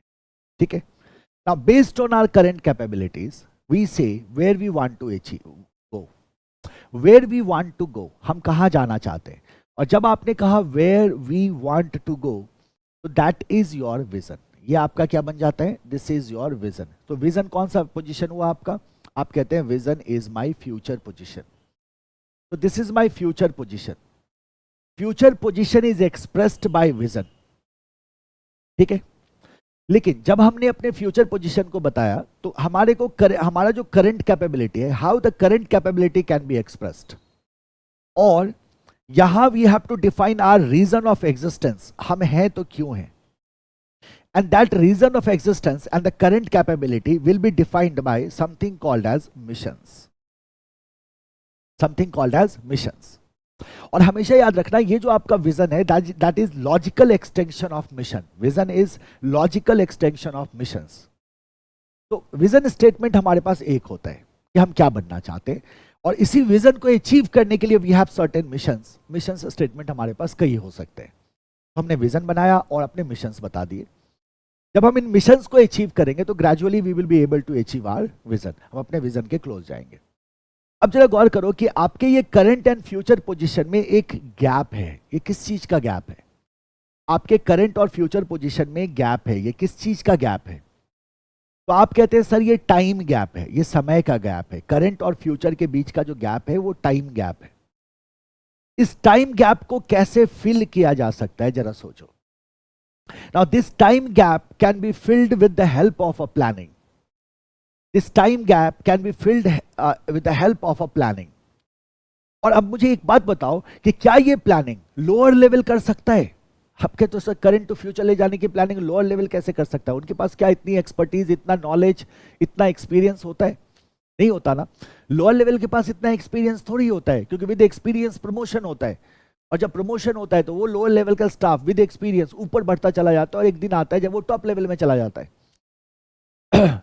लोअर लेवल पे जो है वो तो इनएक्सपीरियंस स्टाफ है, उनके पास वो नॉलेज बेस कभी नहीं हो सकता जो टॉप लेवल के पास है। तो रिस्क इसीलिए लोअर लेवल को तो लिया नहीं दिया जाना चाहिए। जो भी रिस्क लेगा वो टॉप लेवल लेगा, और ये तो बहुत बड़ा रिस्क है। ये तो आप अपना फ्यूचर डिसाइड कर रहे हैं, अपने डायरेक्शन को सेट कर रहे हैं, तो निश्चित रूप से this is concern with top management.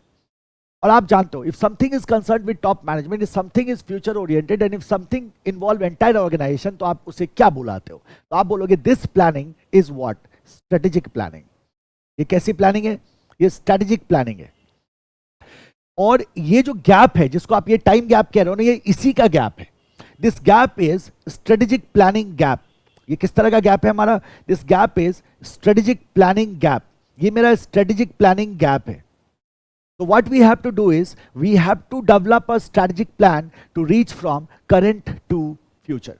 अब यहां से यहां जाने के लिए हम क्या करते हैं? स्ट्रैटेजिक प्लानिंग करते हैं, और उसी स्ट्रैटेजिक प्लानिंग को आप क्या करोगे? एग्जीक्यूट करोगे. You will be able to reach to your future position. That is your vision. तो विजन क्या बताता है? विजन बताता है हमारे फ्यूचर पोजीशन को. विजन बताता है where we want to go. Where we want to go, हम कहां जाना चाहते हैं, इसको विजन बताता है. विजन बताता है what we want to become. What we want to become, हम क्या बनना चाहते हैं, इसको कौन बताता है? विजन बताता है. हमेशा याद रखना है कि विजन क्या है? It is a logical extension of mission. Logical extension है किसका? Of mission. लॉजिकल एक्सटेंशन है किसका? मिशन. इसका मतलब जरा सोचो, स्ट्रैटेजिक प्लानिंग किसको अचीव करने के लिए? विजन को अचीव करने के लिए. तो विजन क्या देता है? एक आपके तो चलिए ब्लूप्रिंट है टुवर्ड्स इस पे future of enterprise, future of organization. ये क्या है? एक ब्लूप्रिंट है किसका? फ्यूचर ऑफ ऑर्गेनाइजेशन का, कि भविष्य में ये ऑर्गेनाइजेशन किस तरह का होने जा रहा है. That is my vision. Whereas as far as mission is concerned, mission is what? Based on current capability. Mission specify reason of existence. mission क्या बताता है? Where are we now? ये बताता है अभी हम कहाँ हैं. Where are we now? ये बताता है why are we now? Why are we now? हम कहाँ हैं, हम कौन हैं, हम क्यों हैं. ये गजनी हो जाता है जब मिशन आता है. तो क्या होता है? ये गजनी हो जाता है, राइट. तो mission says where are we now, why are we now. Mission specify the reason of existence. Mission is basically based on what? Current capability. And mission is present. हमेशा याद रखना है, mission is present leading towards future. Mission क्या है? Present है, जो हमें कहां लेके जा रहा है? फ्यूचर की तरफ लेके जा रहा है. नाउ दिस स्ट्रैटेजिक प्लानिंग की बात तो हम बाद में करेंगे. आपको आइडिया तो आ गया. तो this is your vision and mission. तो विजन एंड मिशन क्या दे रहा है आपके? तो इंटेंट कॉर्पोरेट लेवल का साफ दिख रहा है. सर हम कौन है, हम क्या है, हम क्या कर रहे हैं, हम कहां जा रहे हैं. तो जाहिर सी बात है, it will show the intent of the corporate level. And आप देखोगे accordingly corporate level will having the vision and mission. उससे आपका उनको इंटेंट का रिफ्लेक्शन आपको मिल जाएगा कंपनी का, कि इस कंपनी का इंटेंशन, इस कंपनी का इंटेंट क्या है. Right, you will get the reflection of that. So this is your vision and mission. अच्छा, ये बहुत ब्रॉड होते हैं. विजन एंड मिशन क्या होते हैं? बहुत ब्रॉड होते हैं. तो अब लेकिन इससे काम तो चलेगा नहीं, क्योंकि नीचे के लेवल पे हमारे को स्पेसिफिक टारगेट्स देने होंगे कि भाई इतने दिन में, इतने महीने में, इतने साल में आपको ये अचीव करना है. ये तो आपको देना होगा. तो आप कहते हो ये तो बहुत ब्रॉड है, इसमें तो टाइम की बात ही नहीं हो रही है. आप कह रहे हो we want to become the biggest company in the India. Biggest company आप इंडिया में बनना चाह रहे हो, लेकिन आपने ये तो बताया ही नहीं कब तक बनना चाह रहे हो. तो ये थोड़ा सा टाइमलेस नेचर का होता है, लंबे समय का होता है, बहुत ही लंबा टाइम का होता है. अब इतने लंबे टाइम के बाद तो खुद को इवैल्यूएट करेंगे नहीं. So we have to break it down into specific target, and then we derive goals and objectives from vision and mission. तो गोल्स एंड ऑब्जेक्टिव हम वहीं से डिराइव कर रहे होते हैं. इसलिए हम कहते हैं जब स्पेसिफिक टारगेट्स हमें देने होते हैं नीचे के लेवल पे, तो हम गोल्स एंड ऑब्जेक्टिव्स को यूज करते हैं. तो आप क्या कह रहे हो यहां, जरा देखो. अब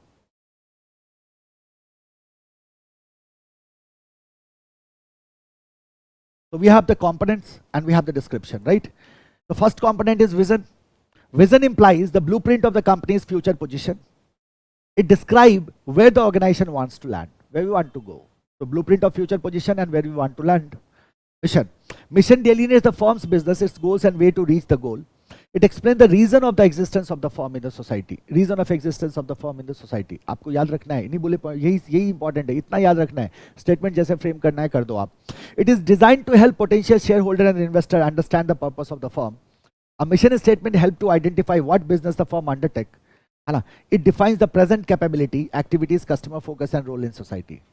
तो आपने क्या कहा कि मिशन करंट कैपेबिलिटी को बताता है, मिशन बताता है हमारे प्रेजेंट सिचुएशन को, mission is current leading towards future, vision specify करता है रीजन ऑफ एग्जिस्टेंस को, मिशन बताता है पर्पस ऑफ ऑर्गेनाइजेशन को, विजन है blueprint of the future position of the company, और विजन है आपका हम कहाँ जाना चाहते हैं, where we want to go, what we want to become is vision. Then we have the goal and objective. कहाँ से डिराइव किया हमने इसको? विजन एंड मिशन से. These are the base of measurement. Why it is called as base of measurement. कोई भी target जो होता है वो बेस ऑफ मेजरमेंट होता है. कोई भी टारगेट क्या होता है? बेस ऑफ मेजरमेंट होता है. जैसे हमने कहा कि हम सेल्स रेवेन्यू, हमने कहा कि सेल्स रेवेन्यू को इंक्रीज करना है बाय 20%, है ना, by 20% by the end of 2023, ये बनाया था हमने 2021 में। जनवरी 2021 में वी हैव एन ऑब्जेक्टिव, हमने एक टारगेट सेट किया। जनवरी 2021 में हमने एक टारगेट सेट किया और वो टारगेट ये था कि बाय द एंड ऑफ 2023 हमें हमारे सेल को 20% से बढ़ाना है। ठीक है, ये कर लिया हमने। अच्छा देखो, अब जनवरी 24 में जाहिर सी बात है we will get our report. हमारे पास क्या आया? मेरे सेल्स रेवेन्यू का रिपोर्ट आया। अब ये जो मेरे सेल्स रेवेन्यू का रिपोर्ट आया, तो मैंने देखा कि पहले कितना सेल था और अब कितना सेल है। ठीक है, पहले जो मेरा सेल था वो 100 करोड़ का सेल था, राइट? ईयरली सेल ले लेते हैं एवरेज। और अब जो मेरा सेल आया है वो 110 करोड़ का सेल आया है। अब मुझे एक बात बताओ कि क्या हमने अपने ऑब्जेक्टिव को अचीव किया? पहले कितने करोड़ का सेल था मेरा? 100 करोड़ का सेल था। अब मेरा कितना सेल आया? 110 करोड़ का सेल आया। तो आप क्या बोलोगे, सर कहां हुआ? आपका 10% से सेल बढ़ाए। आपका कितने से सेल बढ़ाए? 10% से सेल बढ़ाए। और जबकि कितने का टारगेट लेके चल रहे थे आप भाई? आप 20% का टारगेट लेके चल रहे थे। 120 करोड़ का बनना चाहिए था ना, नहीं बना आपका 120 करोड़ का सेल। इसका मतलब आपने अंडर परफॉर्म कर दिया, आप अपने ऑब्जेक्टिव को अचीव नहीं कर पाए। तो जरा सोचो आप हुआ क्या इस केस में? ये आपने कैसे कंक्लूड किया कि आप अचीव नहीं कर पाए? अगर मैं ये डेटा हटा दूं तो आप बोलोगे सर पता ही नहीं चलेगा। या अगर मैं आपसे ये बोलूं कि 110 करोड़ का सेल हुआ और मैं ये नहीं बताता कि इधर 100 करोड़ का था, तो आपको पता ही नहीं चलेगा। तो आप क्या कह रहे हो? 100 था और 120 मेरे को चाहिए था, 110 आया तो मैंने बोल दिया कम हुआ। ये इसीलिए हो पाया क्योंकि हमारे पास एक स्टैंडर्ड है, जिस स्टैंडर्ड पे हम इवैल्यूएशन कर रहे हैं। और स्टैंडर्ड है कि सेल को 20% से बढ़ना चाहिए था, लेकिन चूंकि ये सिर्फ 10% से बढ़ा है, इसीलिए हमने अंडर परफॉर्म कर दिया। This is why we say that goals and objectives are used as a base of measurement. ये बेस, क्योंकि goals and objectives are standards. Goals and objectives क्या है? स्टैंडर्ड्स हैं। ये क्या है? स्टैंडर्ड्स हैं। These are standards to be achieved. ये अचीव हो या नहीं हो वो अलग बात है, ये हो भी सकता है नहीं भी हो सकता है, but these are standard against which performance is measured. These are standards. 20% क्या था? स्टैंडर्ड था, लेकिन मेरा परफॉर्मेंस कितना था? 10% का परफॉर्मेंस मेरा था। So now this performance 10% is measured against standard, that is 20%, and we say that we underperformed. So that is what the goal and objective, these are the base of measurement. Goals are end results that the organization attempt to achieve. On the other hand, objectives are time-based measurable target which help in the accomplishment of goal. Now difference between goals and objective, have some patience. आगे पढ़ेंगे, detail में पढ़ेंगे. These are the end results which are to be attained.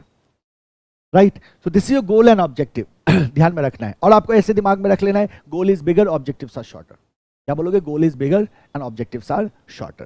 This is it. तो ये आपके क्या हो गए? Goals and objective. Goals and objectives are derived from vision and mission. Goals and objectives are nothing but the end result. Goals and objectives are basically what? Base of measurement. यही हमारे base of measurements हैं, यही basically हमारे क्या है? And results हैं, जिसको कि हमें अचीव करना होता है. और ये स्पेसिफिक टारगेट्स हैं. स्पेसिफिक टारगेट्स लोअर लेवल के लिए दिया गया है. तो पहला क्या हो गया? विजन. दूसरा मिशन. तीसरा goals and objectives. And fourth is the value और द वैल्यू सिस्टम. नाउ क्या होता है वैल्यू और वैल्यू सिस्टम? ध्यान से समझना है इस बात को. देखो क्या होता है,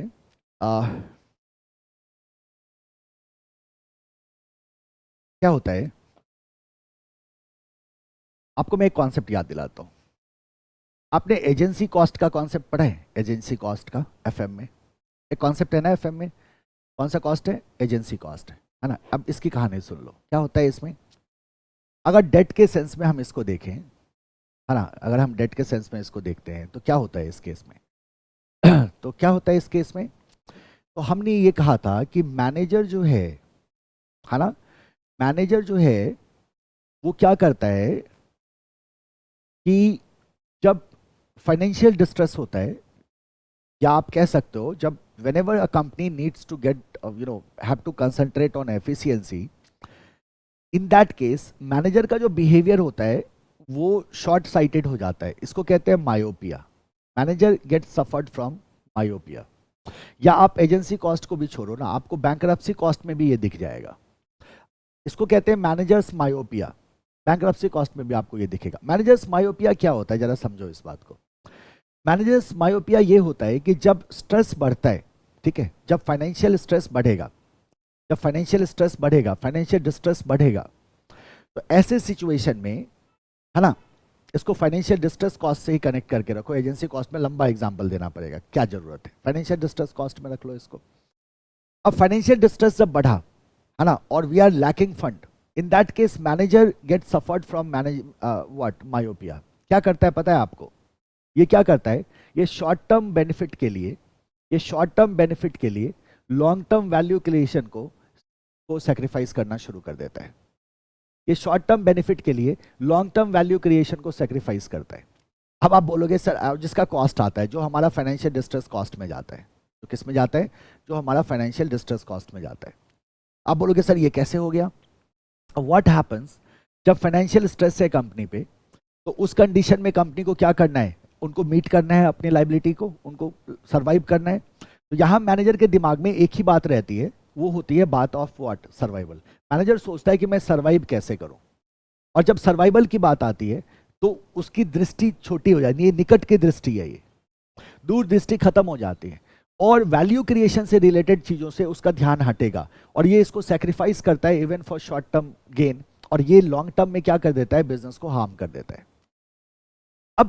अब यहां से सोचो आप, कैसे सर, वैल्यू क्रिएशन का मतलब क्या हुआ, मतलब जो कंपनी का जो कोर बिलीफ होता है ना बालक, मैनेजर इसी को छोड़ने की टेंडेंसी आपको दिखाएगा इस समय जब स्ट्रेस बढ़ेगा। तो कोर बिलीफ, जैसे हम कहते हैं customer satisfaction is our core belief and we work for customer satisfaction, we try to deliver high value product, ताकि हम कस्टमर को क्या करें, सेटिस्फाई रखें। तो ये सेक्रीफाइस होगा। मैनेजर बोलेगा नहीं, शॉर्ट टर्म में जो कर सकते हो करो, क्योंकि मुझे रेवेन्यू चाहिए। मुझे क्या चाहिए, रेवेन्यू चाहिए। मुझे रेवेन्यू क्यों चाहिए, क्योंकि मेरा फाइनेंशियल डिस्ट्रेस है, मुझे रेवेन्यू चाहिए।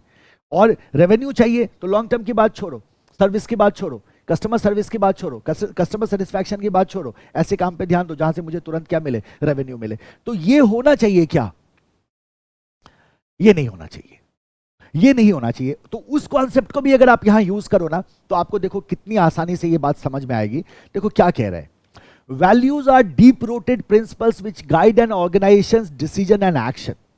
किसी भी कंपनी का जो वैल्यू होता है, that is deep rooted, which guide an organization's decisions and actions. Collins and Porras successfully define core values as being inherent and sacrosanct. है ना, ये पवित्र है। They can never be compromised either for convenience or short-term economic gain. तो जो आपके firm का core value है, that should never be compromised.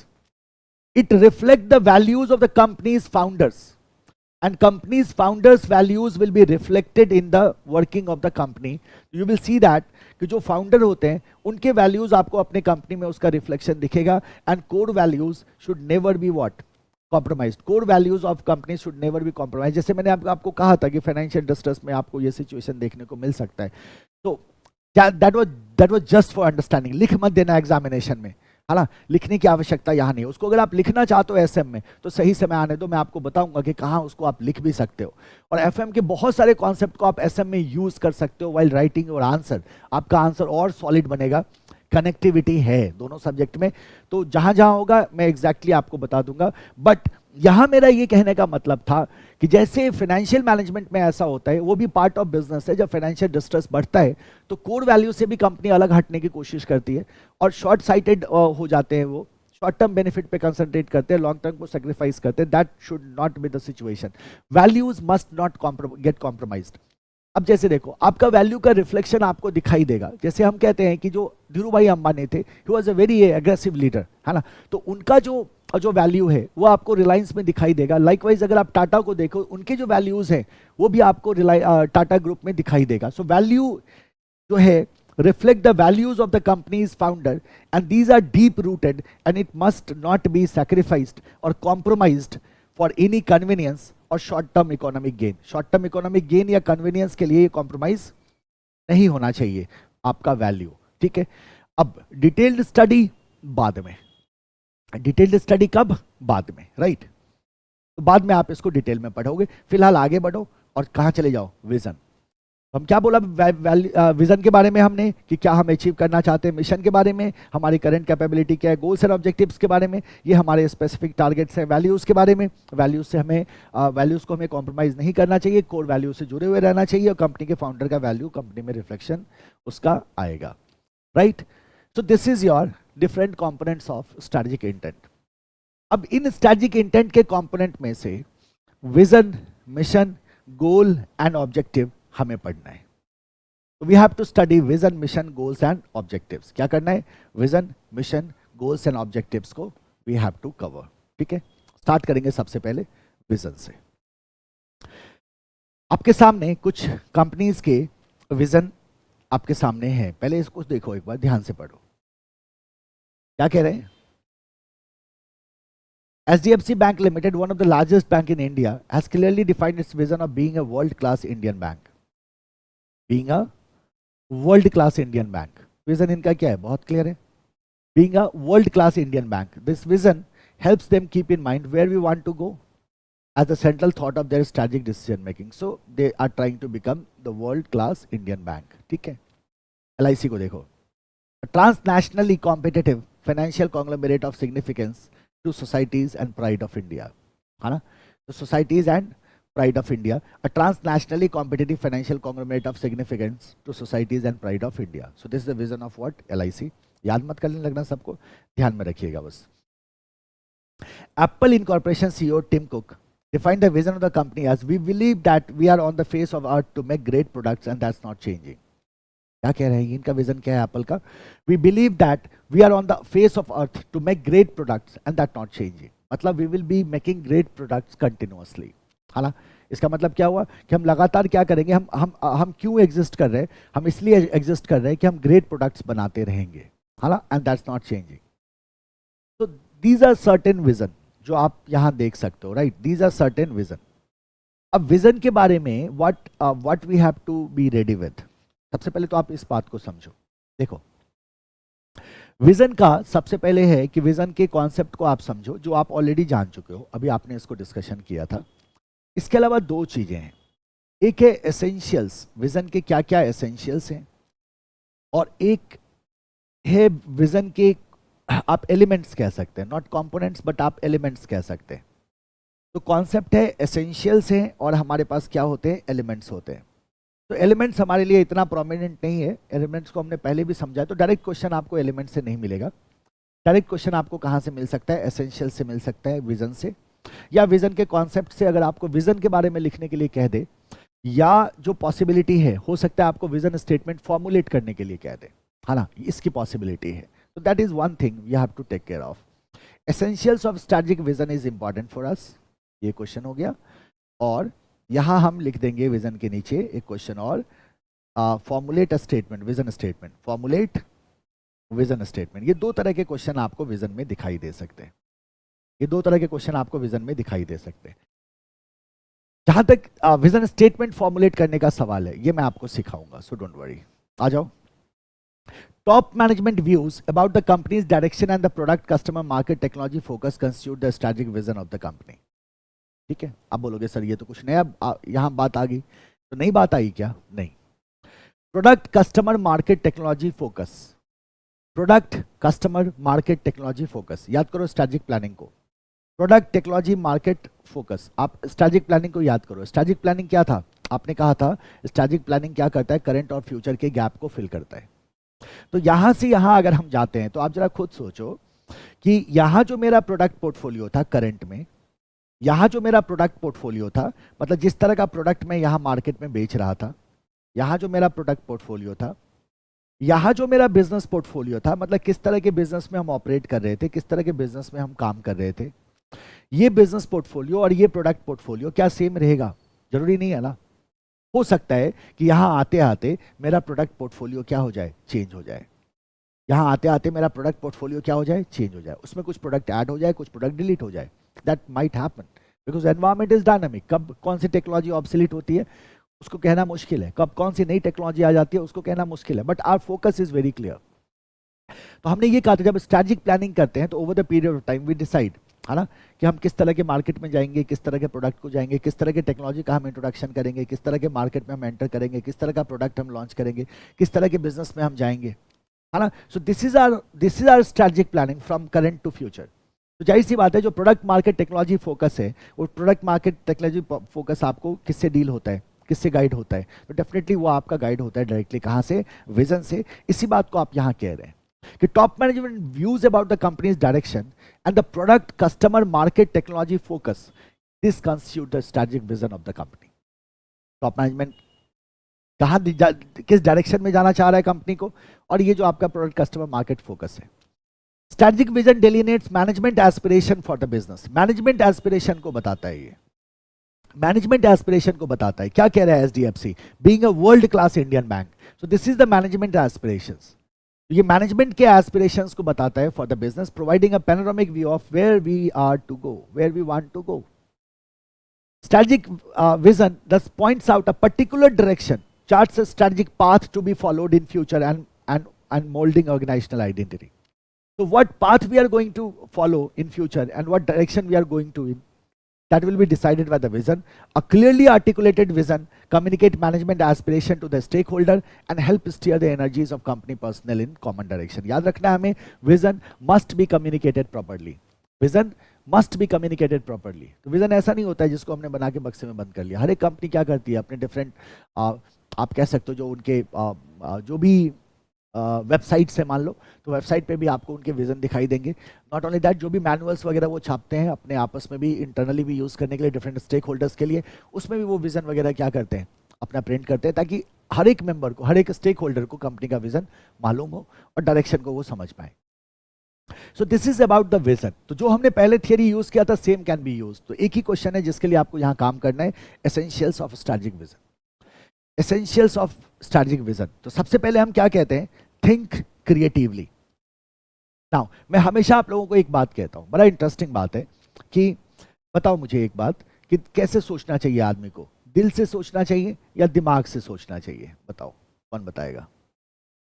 दिल से सोचना चाहिए इंसान को या दिमाग से सोचना चाहिए? इंसान को दिल से सोचना चाहिए या दिमाग से सोचना चाहिए? Can you tell me? आप क्या बोलोगे कि सर इंसान को दिल से सोचना चाहिए और दिमाग से भी सोचना चाहिए, या फिर कि दिल से सोचने में और दिमाग से सोचने में क्या फर्क है? जब आदमी दिल से सोचता है तो उसकी सोच में, उसकी थिंकिंग की कोई बाउंड्री नहीं होती। जब आप दिल से सोचते हो ना तो कोई बाउंड्री नहीं होती आपकी थिंकिंग की, and you can think of something जो बहुत ज्यादा हो, मतलब जो बहुत ज्यादा ब्रॉड होता है। कहते तुम्हारे लिए मैं चांद तारे तोड़ लाऊंगा ना, दैट इज समथिंग, इसका मतलब वो आप दिल से सोच रहे हो, you are thinking from your heart. और दिमाग से सोचने का मतलब है कि आप क्या हो जाते हो, रैशनल हो जाते हो। आप क्या हो जाते हो, रैशनल हो जाते हो। लॉजिक ढूंढना शुरू कर देता है दिमाग। कुछ भी बोलोगे ना दिमाग को, तो दिमाग क्या करेगा, लॉजिक ढूंढना शुरू कर देगा। दिल ने क्या कहा कि हम चांद तारे तोड़ के लाएंगे, दिमाग कहता है कि दिमाग तो सही है तेरा, दिमाग तो यही बोलेगा, क्या बक रहा है, चांद कैसे तोड़ के लाएगा, मतलब कुछ भी। तो दिमाग क्या हो जाता है, रैशनल हो जाता है। ये आपके सोच पे क्या कर देगा, लगाम लगा देगा, राइट। अब मान लो कोई कहता है, कोई एक स्टूडेंट है, वो कहता है I want to become biggest chartered accountant in India, biggest chartered accountant, most paid, most famous, और मैं एक फॉर्म चलाना चाहता हूँ सीए चार्टर्ड अकाउंटेंट का, और मैं चाहता हूँ कि मेरे अंदर 2000 चार्टर्ड अकाउंटेंट काम करे, 10,000 आर्टिकल काम करे। मैं इतना बड़ा फॉर्म चलाना चाहता हूँ, मैं बहुत बड़ा फॉर्म स्टैब्लिश करना चाहता हूँ। ये ऐसे बोलेगा, तो ये बोल सकता है, जब तक दिल से बोल रहा है तब तक इसके लिए ये क्षम्य है, ये अपराध माफ है। और जैसे ही इसने दिमाग से सोचना शुरू किया कि मैं ऐसा चार्टर्ड अकाउंटेंट बनूंगा जो बहुत पैसे लेगा, मुझसे एक बार कोई क्लाइंट मिलने आएगा तो मैं उसके लिए उसको 2-3 लाख रुपए चार्ज करूंगा, मतलब BMW से नीचे का क्लाइंट मेरे को चाहिए नहीं, आओ ही मत गरीब लोगों, तुम लोग दूर रहो मेरे से। इतना बड़ा फॉर्म होगा मेरे पास, 2000 चार्टर्ड अकाउंटेंट काम करेंगे, पूरे इंडिया में हर एक शहर में मेरा ऑफिस होगा, है ना। तो ये जैसे ही बोलना शुरू करेगा तो दिमाग क्या बोलेगा, अबे ठीक तो है तू, इंटर का प्रेशर ज्यादा हो गया क्या, सीए इंटर का, है ना, दिमाग तो सही है, डॉक्टर से मिल लो, कुछ गड़बड़ हो रहा है तुम्हारे दिमाग में ना। वो क्या हो जाता है, वो रैशनल हो जाता है, वो आपको बहुत सारी चीजें बताने लगेगा। That is why we always say कि whenever you are thinking about your vision, think from your heart, not your brain. तो आप अपने दिल से सोचो विजन के बारे में। किसको सोचो, कहां से सोचो, दिल से सोचो विजन के बारे में। लेकिन जब इस विजन को अचीव करने की बात आती है तो आप चले जाते हैं रैशनल पे, यानी कि जब मिशंस को फॉर्मुलेट करते हैं तो हम कहते हैं दिल से मत सोचो, यहां दिमाग से सोचो।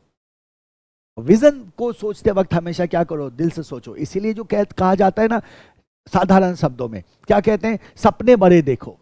ये जो सपने बड़े देखो जो लोग कहते हैं, वो बेसिकली क्या है, वो कह रहे हैं दिल से सोचो, है ना। सपने बड़े देखो, कोई दिक्कत नहीं है उसमें। दिमाग से सोचोगे तो वो रैशनल हो जाएगा, दिल से सोचोगे तो वो आपको कुछ भी सपना दिखा सकता है ना। ये भी सोच सकते हो आप कि मैं यूएस का प्रेसिडेंट बनूंगा, ये भी सोचा जा सकता है ना। लेकिन उसको जब करने की बात आती है, मिशंस की, तो फिर आपको रैशनल होगा और आपको ऐसे मिशंस बनाने होंगे जिन मिशन से आप अपने विजन को क्या कर सको, अचीव कर सको। तो think creatively. The entrepreneurial challenge in developing a strategic vision is to think creatively about how to prepare a company for the future. About how to prepare a company for the future. आप कहते हैं think creatively about how to prepare a company for the future. So think creatively is your first essential. Second आ जाओ, intelligent entrepreneurship. Certainly it is an exercise in intelligent entrepreneurship. Third है well articulated. Articulated का मतलब है communicated. हमने पहले भी बात करी, विजन जो है वो वेल कम्युनिकेटेड होना चाहिए, तभी ये इफेक्टिव होगा। A well articulated strategic vision create enthusiasm among the members of the organisation. So vision should be what, well articulated. क्या होना चाहिए, ये वेल आर्टिकुलेटेड होना चाहिए and it should be best worded. Best worded का मतलब क्या होता है, बेस्ट वर्डेड का मतलब होता है कि सही शब्दों का इस्तेमाल हुआ हो, अ क्लियर स्टेटमेंट हो, तो it should clearly illuminates the direction in which organisation is headed. तो क्लियरली क्या करे, एल्यूमिनेट करे। तो जरा गौर करिए, आपके पास 4 एसेंशियल्स हैं बालक, और एक ही डायरेक्ट क्वेश्चंस आपको एसेंशियल्स ऑफ स्ट्रेटेजिक विजन यहां बनता है। एक कॉन्सेप्ट का क्वेश्चन है और एक आपको स्टेटमेंट फॉर्मुलेट करने को कह सकता है। तो what they can do is they can ask you to formulate a statement. ठीक है, तो मैं आपको अभी दे रहा हूं एक होमवर्क, जरा ध्यान दो। मैं आपको क्या दे रहा हूं, एक होमवर्क दे रहा हूं। अब जो जो क्लास में हो जरा हाई हेलो कर देना चैट में।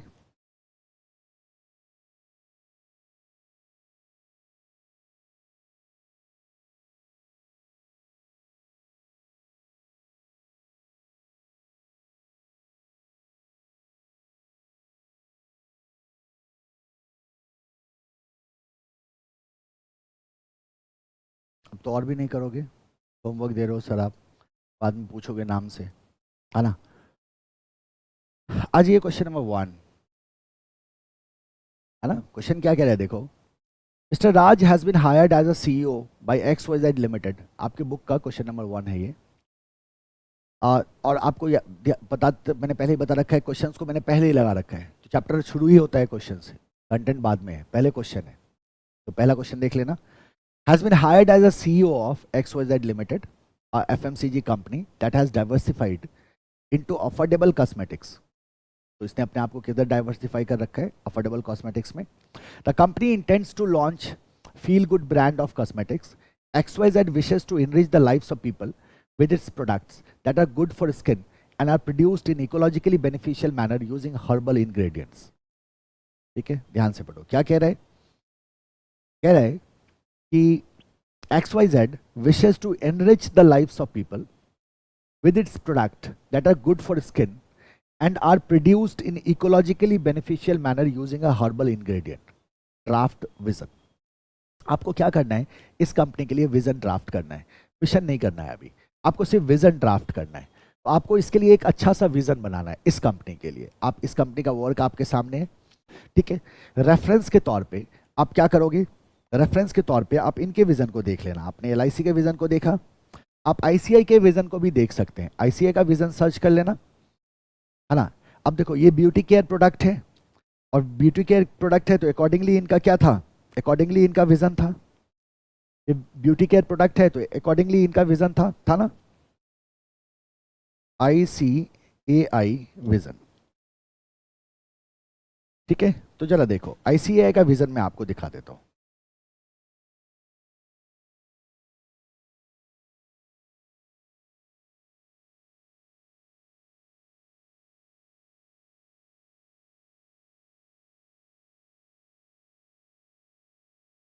कहाँ है विजन इनका,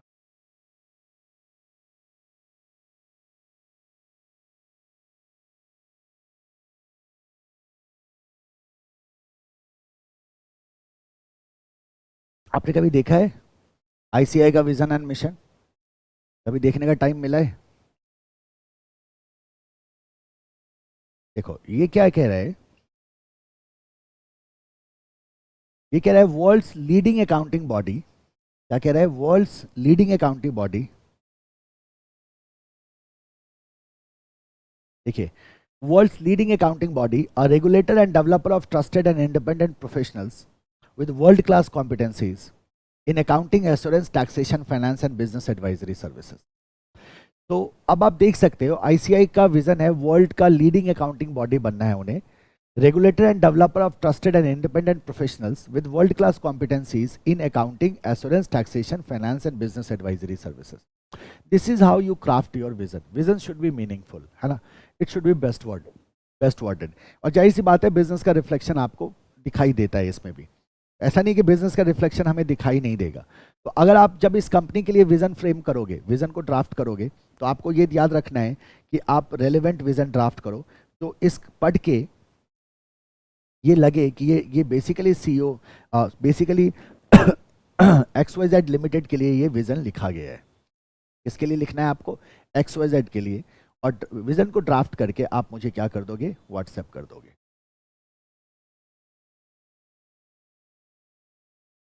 आप इस नंबर पे व्हाट्सएप कर देना, मुझे मिल जाएगा. ठीक है. इस नंबर पे व्हाट्सएप कर देना आप, तो मुझे फॉरवर्ड हो जाता है. तो आप जैसे ही व्हाट्सएप करोगे थोड़ी देर में मुझे फॉरवर्ड हो जाता है, तो I will be able to check क्या करना है. इसका विजन आपको बनाना है. And that's it. We will stop here today. अगली क्लास में we will go to the mission. एक बार थॉरली रिवाइज कर लेना, रिवाइज कर ही लेना. तेजी से आपका कंटेंट आगे बढ़ रहा है, तो रिवीजन करना क्या है, मस्ट है. तो एक बार थॉरली रिवाइज कर लीजिएगा. और कल की क्लास में हम यहाँ से आगे बढ़ेंगे, मिशन को लेके कंटिन्यू करेंगे. और कल जो है ये चैप्टर आपका ओवर हो जाएगा. कल ये चैप्टर आपका ओवर हो जाएगा. थोड़ा बहुत बचेगा जो हम अगली क्लास में कर लेंगे. तो एक बार थॉरली यहाँ तक के कंटेंट को रिवाइज कर लीजिएगा. And tomorrow we will move from here. तो stop here today. See you tomorrow. Thank you everyone. Bye bye. Take care.